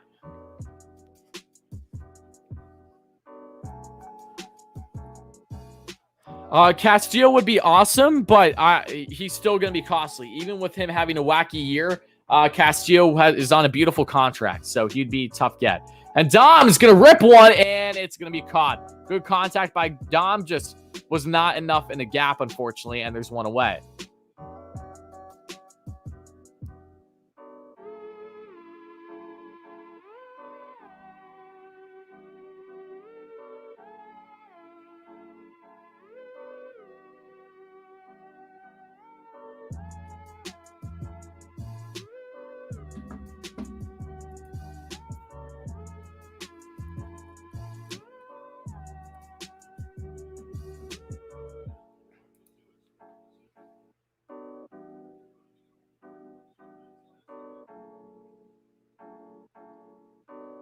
First pitch to Pete underway. Oh, inside 95 at the hands. 1-0 on the count. Naturally, I'm concerned about deGrom, but until I have further details on the sore shoulder, I can only be too concerned. So I'm going to stay optimistic. I'm not going to, hang my head too low.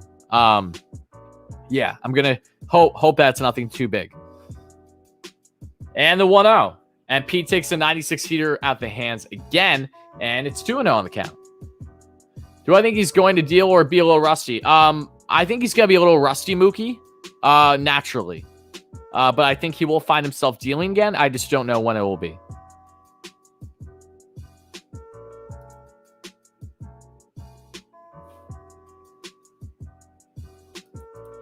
And that's going to be a chopper right there to Javi Baez, and that's going to end the inning, folks. 2 away.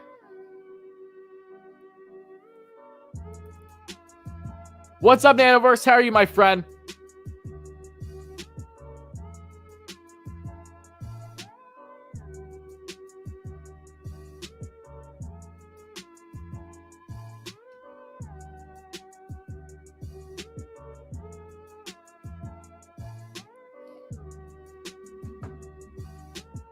No problem, Nanoverse. You take your time, buddy. I appreciate you no less.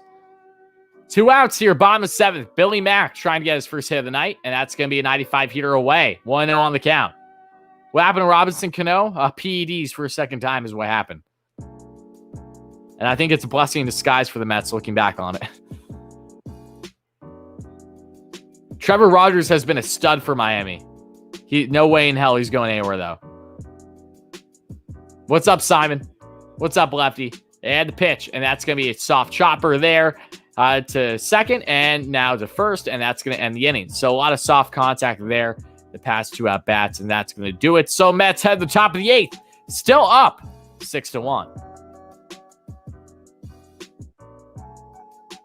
Aiden, it wasn't a trade, my friend. The Mets acquired all 3 of those players in Pilar, VR, and Walker as free agents this offseason.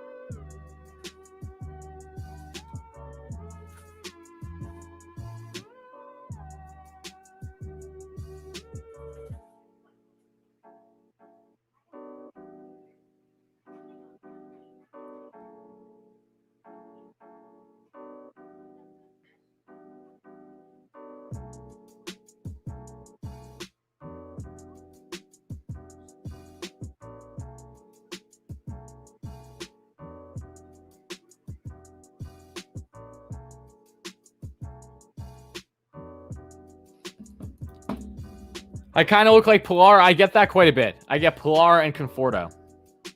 And I like that, considering those are...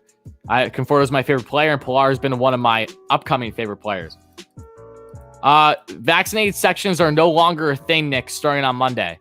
The Mets abolished vaccinated sections. The Mets abolished all the restrictions. They're back to normalcy on Monday for the remainder of the year and so forth. Gary Sanchez is the GOAT. Okay. I'm reluctant to reply, though, if this is, in fact, the Mr. Vladimir Putin. So I'm going to agree with you, Vlad. Uh-huh. Yeah? Uh-huh.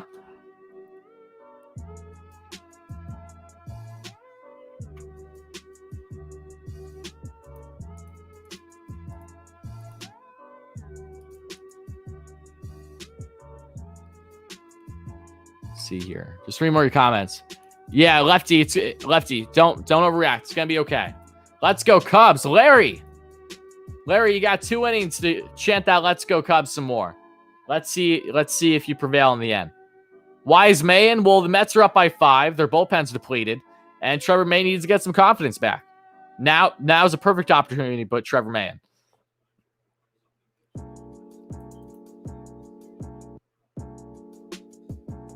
I do not think Cano will ever play for the Mets again. I think that they're going to just bury the remainder of his contract, to be quite honest.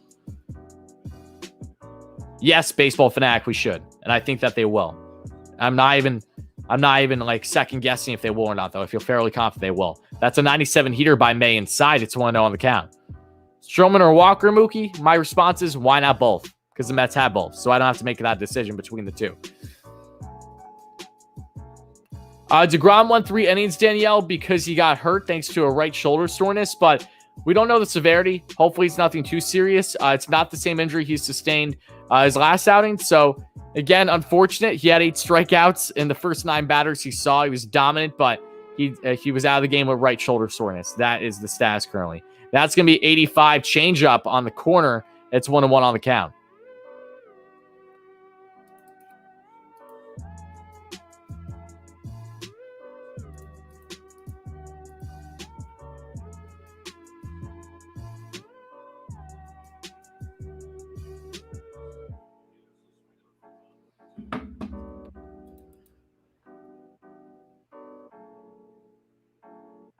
Oh, Jay, you're killing Jay. You can't give me a 3 movie limit. You're killing me, Jay. I can't. I can't. I love more. I have so many diehard movies I love. That's more than just 3 movies. It's like impossible to answer that. I'm sorry. And that's going to be a changeup right on the line. Beautifully placed, but terrible call by the ump. Color me surprised, and it's 2-2 on the count.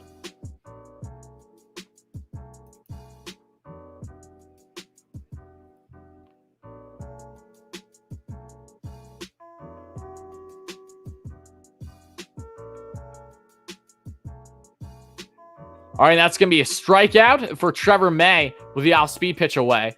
And there's one away now in the top of the 8th. Larry, appreciate that, buddy. Happy to have you here. Yes, let's get some K-hype in the chat for Trevor May, guys. Let's add that to the K count. All right. Let's see here. So about the movies. Yeah, Jay, I'm sorry. Even 5, that's Jay. You know what? Jay, I'm going to narrow it down to directors for you, okay? Because I like more movies than I don't like. Let me put it this way. I enjoy the majority of movies the most from these 3 directors, and that is Martin Scorsese, Quentin Tarantino, and Christopher Nolan. So round out at least 80%, 75, 80% of all their movies. Those all combined for my favorite movies.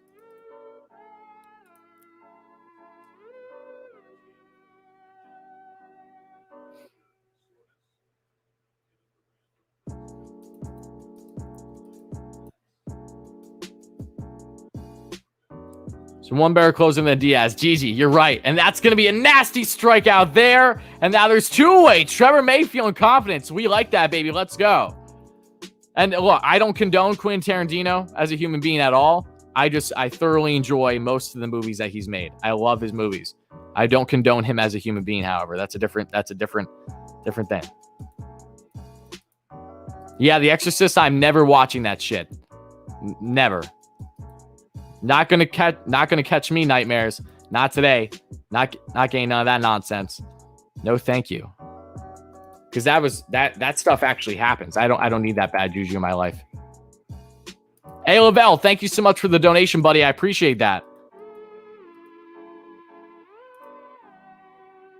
Hey, Wary and everyone in the chat, a quick question. If you could have any past Met player on this current roster. Oh, great question, A. Lavelle. Thank you so much for the donation. It's only 1 on the count. Quickly on 2 to Javi Baez. Trevor May is dealing here with the nasty changeups. Ooh, for me, that's tough. I mean, you could, if you're picking anyone, like, do I want to go pitching? If you go pitching, you think the franchise right away. But if I want to go hitting, my goodness. That's so tough. Any Met?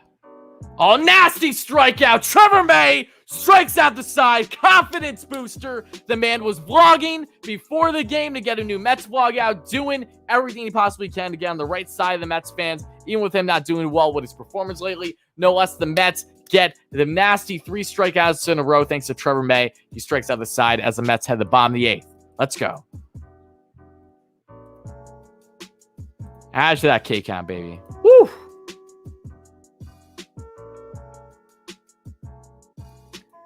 Okay, so for me, if there's one Met that I would want right now on this Mets team,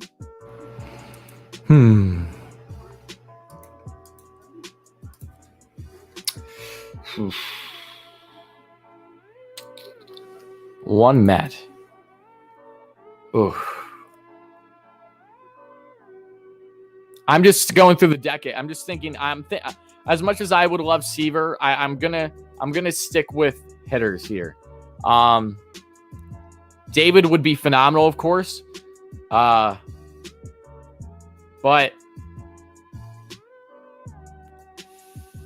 oof. I'm almost thinking prime Strawberry. I'm close to there. Strawberry, Piazza, or Wright. Toss them in a hat, and I pick one. That's my answer. I would love Seaver or Doc, though. Don't get me wrong. There's so many great pitching options, but because of that, that's why I was thinking more hitting.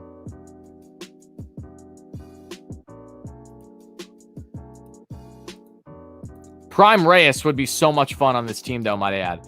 That would probably be the best personality on this club. Imagine Prime Reyes with Lindor. You have Reyes, I don't know, you put him on third. Like, What? That would be insane. Or you put him on second and put McNeil on third. Oh, my goodness. What about Jason Bay? Get out of here.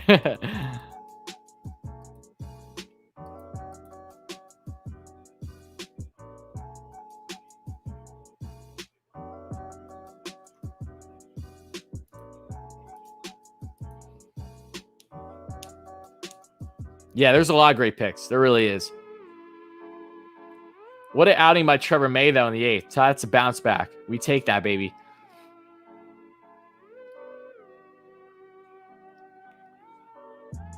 All right, Superman / Batman's at the plate and takes a 94 heater for a called strike by Mr. Tommy Nance. Kevin Pillar is 2 for 3 on the night. Solo bomb, a double, 2 RBIs, 2 runs scored.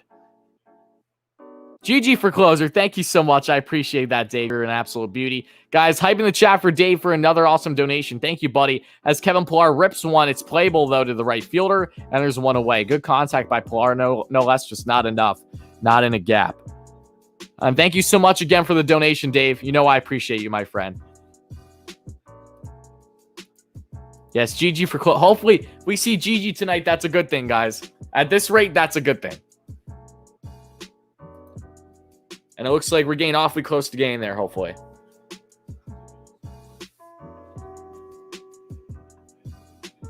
And again, guys, if you don't know, I will be doing a post-game live stream. 15 minutes or so, or 15 to 20 minutes after the conclusion of this live stream. It's already set up, guys. Make sure to chime in for that once we go live. It'll be happening sooner probably than what the time has it on as 10:45 p.m. Eastern time. It'll probably be happening fairly soon. So keep an eye on that. Drew Smith is getting warmed up for the top of the 9th. We got Draft Neck Mark, and we got Matt from Stark Raving Sports and myself. It'll just be us 3 tonight, and we'll be chatting it up for probably upwards of half hour or so. And if we have enough viewers, I'll be taking some callers. If not, that'll just do it for a fairly short post-game stream, but at least a half hour. So I'm still excited for it.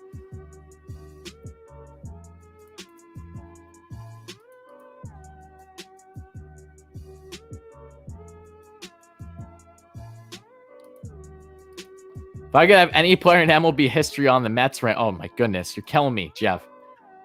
That's tough. That's really tough.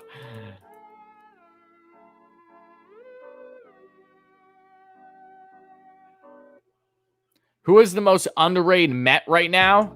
Most underrated? Depends on if we're talking pitching or hitting.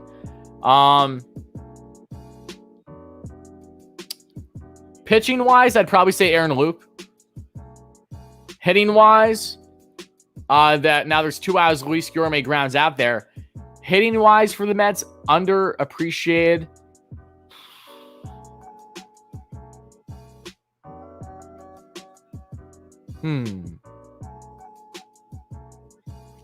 That's kind of tough, honestly, because I feel like the bench mob has been appreciated plenty this season.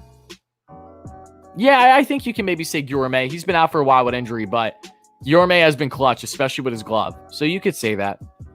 VR gets a lot of love. I see a lot of VR love.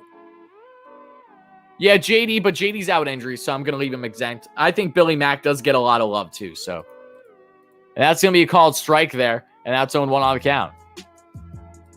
Mason Williams, that's a short-term pick right there, but solid.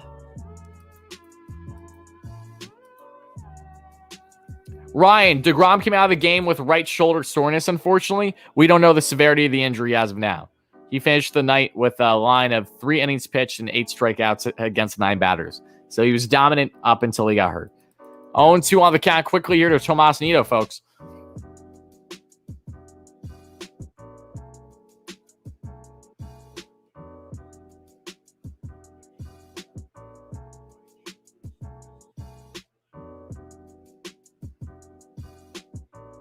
Guys, we're just under 20 subs away from 7.1K. So again, if you haven't already, please make sure to smash that like and subscribe on. Really mean a lot. Help us get to 100 subs over 7K already. That would really mean a lot on the channel. As Tomasino is going to ground out there. A nice, beautiful stop right in there by Javi Baez to toss it to first. And now the Mets head to the top of the 9th as Drew Smith is looking to close this one out.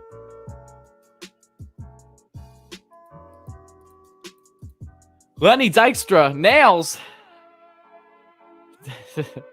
Lenny was something else.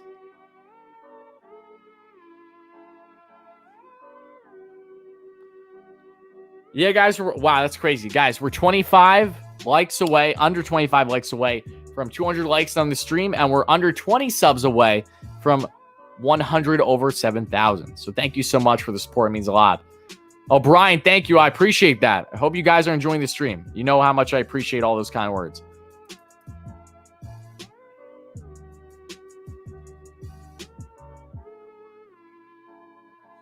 Yes, Insanity. I do.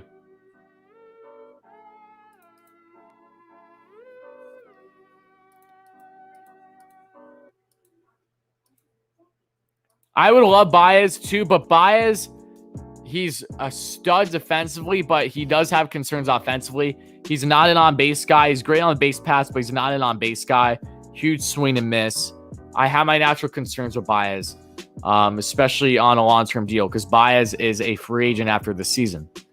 And if the Mets were in a scenario where they acquired him, they would put him on second, have to move McNeil to third, which, McNeil is not a star third baseman at all, and Baez would be out of position. He'd still do it flawlessly, I'm sure, but, I don't know. I would love Baez and Lindor together. I just, given the price he'll probably be looking for in the offseason, I just don't see it. Nick, vaccinations don't matter anymore for Mets games. Starting Monday, they're back to full capacity, no limitations whatsoever. They're back to normalcy. And yeah, that's literally it. They announced it earlier today. You do not need to be in a vaccinated. There are no more separated sections. There's no more social distancing. There's none of that. You can be a packed house at Citi Field starting Monday.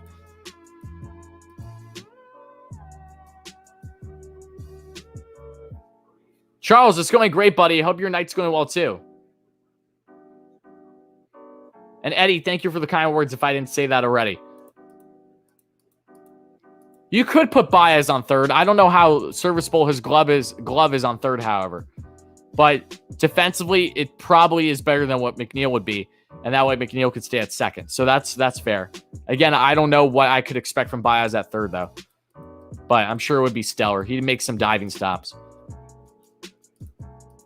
Josh, I just explained the pros and the cons to Baez, so I'm not going to repeat myself.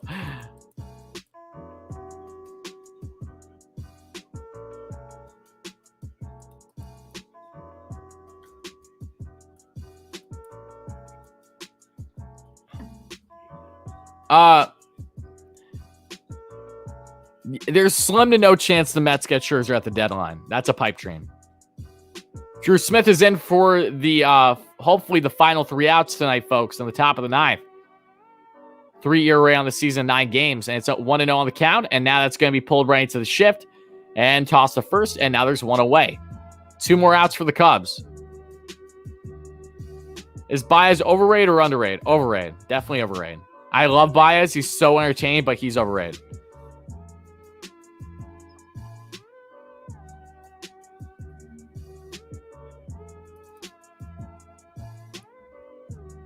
That's only true to an extent, Baltimore Ravens, because remember, Jonathan Villar's normal position is short. He's playing third. Villar's a no star at third base, and he had 2 errors tonight. So, just because you can play short doesn't mean you're necessarily going to be a stud in second and third. I get it, though. Short is the hardest position in the infield, so assumably you'd think that, they can cover everything else, no problem.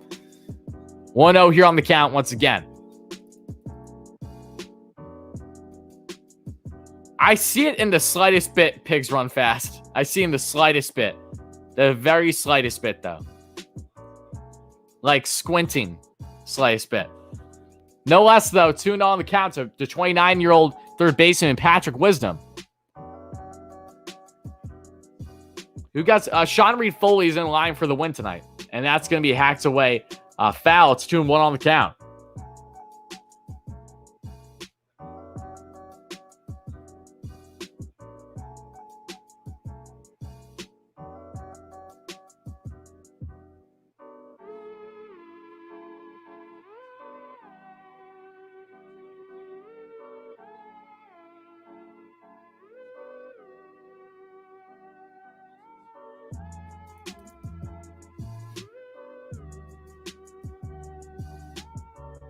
Swat, it's a possibility for sure.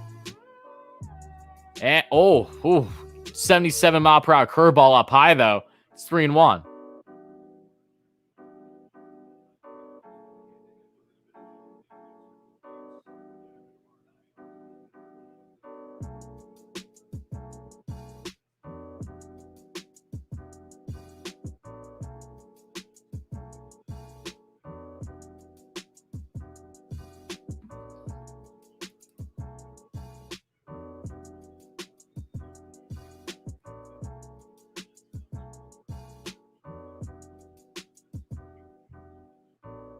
Full count here by Drew Smith to Patrick Wisdom.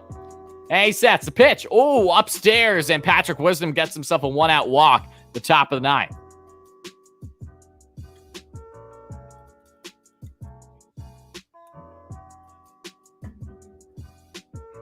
Montreal up 2-0 on Vegas. Ooh, Vegas is going to come back, though. Mark my words.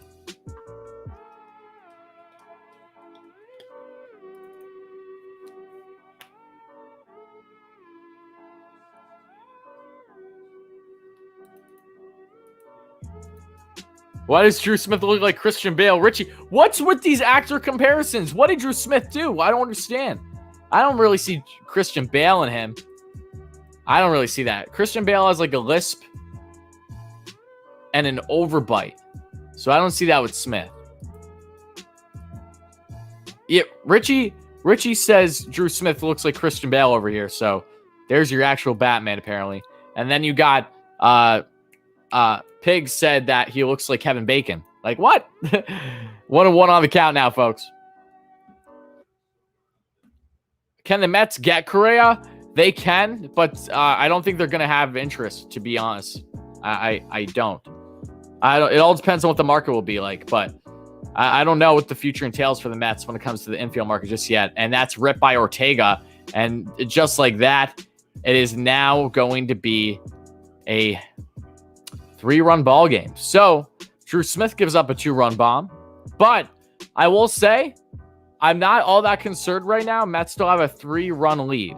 So get the bullpen warmed up just to make sure nothing goes awry, but hopefully Smith can get out of this.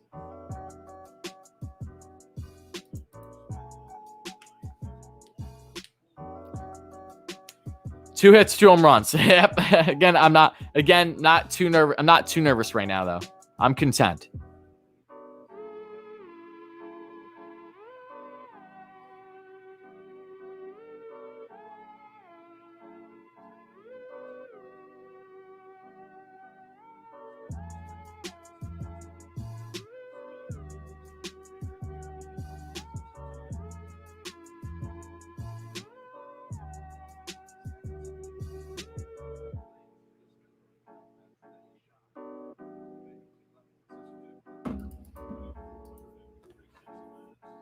Eric Sogard's up, folks. 0 for 3 on the night with a strikeout.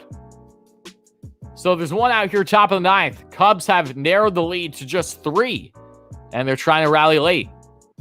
Drew Smith is trying to get out of this, though.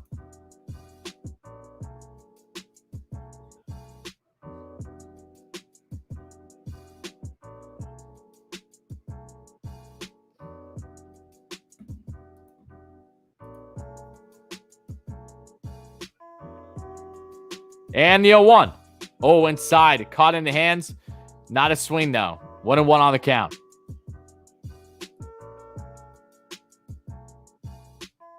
Rangers did hire Golan. I discussed that already.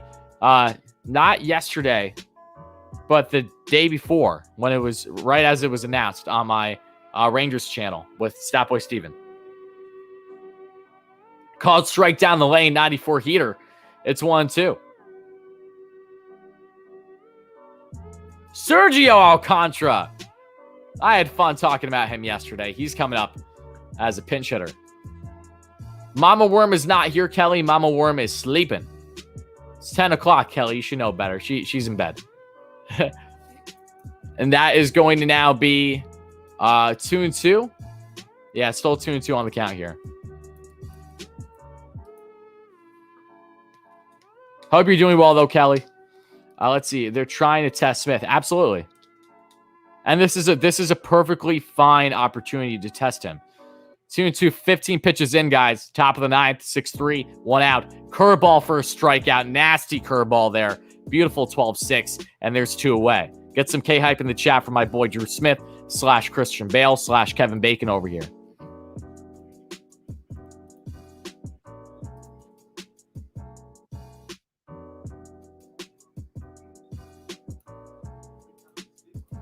Big strikeout there. One more away. Come on, baby. Let's get this.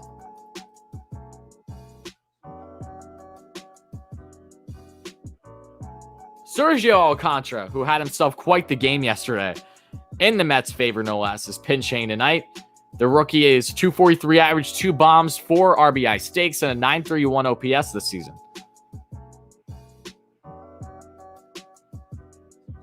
That's going to be a called strike there on the cutter, 0-1. Fans are getting hyped. I love seeing Mets fans getting hyped. I can't wait to see that for the majority of the season.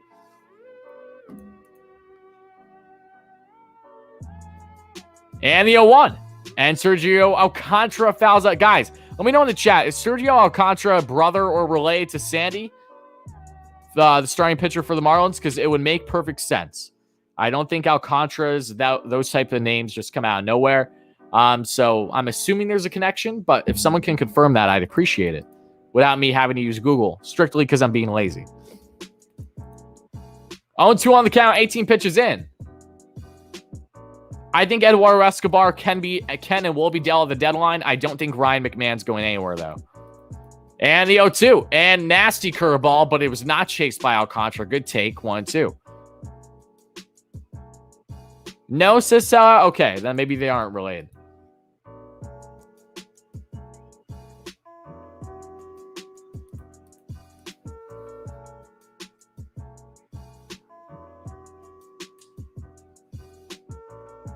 All right, folks, let's get this last out, and then let's head to the post-game stream. We got to talk about this Mets game. I want to talk. And the 1-2. And that's going to be ripped, and that's a thank you, Sergio. That's what I get for talking down on this man. And he gets himself a 2-out single, top of the ninth, 20 pitches in for Drew Smith.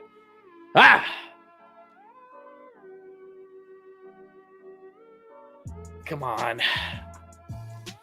Don't put Diaz in this game. I don't care. Do not put him in the game yet. Do not put him in the game until one more guy gets on base.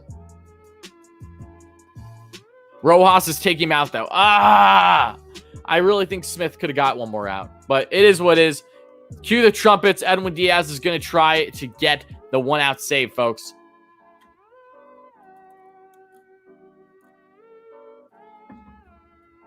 Gonna need a Tacoma spoiler soon. Yeah, I took Tacoma's and notifications off for the game. I don't need him telling me like a whole 5 minutes before I even see the game end that he says the game ends. I understand why they took Smith out. He gave up a 2-run shot. He got another guy on base. If one more guy gets on, then you have the tying runs. If they get a home run, then the game's tied. I would have preferred if they kept Smith in for at least one more batter because I don't see the harm in that with 2 outs. But again, that's just my opinion. I don't make the decisions. I'm not against Diaz coming in. I would have maybe like see one more batter for Drew Smith just to save Diaz. No pun intended. Luke, how are you, my friend? Happy to have you here.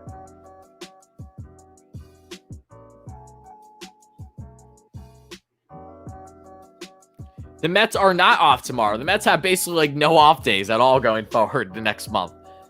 I'm exaggerating slightly, but they play like every single second. Yeah, Mets have the series finale against the Cubs tomorrow. Stroh's on the mound against veteran, and in my opinion, the ace for the Cubs and has been, and it just has had a rough year, unfortunately, 60 plus games in, I should say, is Kyle Hendricks. Really, really such an underrated pitcher. This is his first like real fluky year though. It's kind of odd to see him. I'm gonna shut up. I'm gonna jinx stuff. He's gonna get a no-hitter tomorrow at this rate with how I'm talking. So I'll shut up. No less. It's Stroh versus it's gonna be Stroh tomorrow versus Hendricks. They're showing Mets fans jumping and bumping to the trumpets. You love to see that. That's great to see. Come on, Edwin. Let's get the 1-out save here. Literally, just get a simple ground out. I don't care what you do. Come on, Edwin. Cue the trumpets, baby. Let's get this save and let's get out of here. Let's win this series.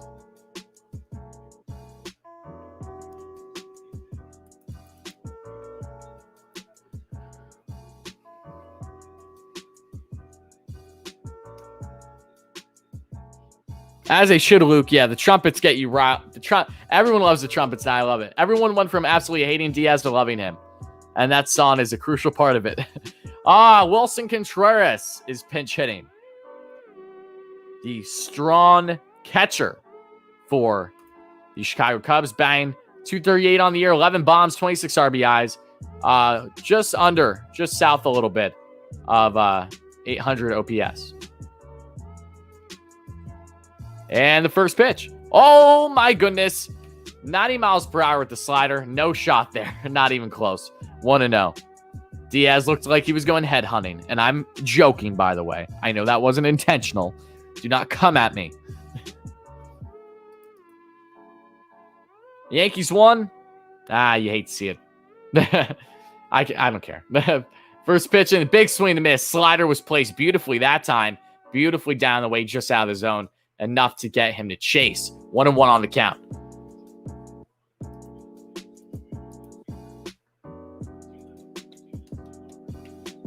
Why are you nervous? Because it's a typical Mets heart attack end of the game. And the second pitch. All right, and that's going to be fouled off. It's quickly 1-2. Cubs are down to their last strike, folks.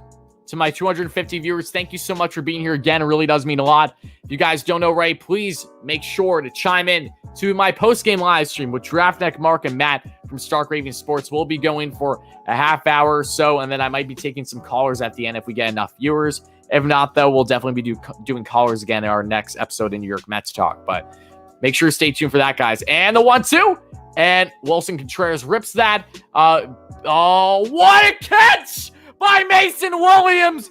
Full sprint. Edwin Diaz gets the 1-out save, and the Mets win it. They win this series 3-0, and now they look for the series sweep tomorrow with Marcus Stroman on the mound. Let's go, Mets, baby. What an out. What a win. Masterful stuff. Mets. deGrom only pitches 3 innings. No problem. We get the job done. What a huge game. What a Mets win. Let's go, Mets, baby. Hype in the chat below. That is what you love to see. Oh, baby, that feels good. Let's go, baby. Woo! That's fantastic. That is phenomenal, guys. Awesome stuff, guys. We loving that. Thank you so much to everyone that chimed in the stream. I hope you all have a great rest of your night. But guys, I'm going to cut off the stream right about now because I have another stream that I got to attend to. So make sure to chime in that one. I'll be starting that up within the next 15 minutes or so. So guys, head to the post-game stream now where you can join Giraffe Neck, Mark, and Matt from Stark Raven Sports and myself. So we share our post-game thoughts. A lot of breakdown, a lot of talk about, no less. The Mets win this one 6-3. Edwin Diaz gets a 1-out save. And what a game it was for the Mets. Even with injuries to deGrom, no less, they get the W. So again, thank you so much. Really does mean a lot. And now we'll be getting right into the post-game stream. So I'll see you guys there soon. Other than that, let's go Mets, baby.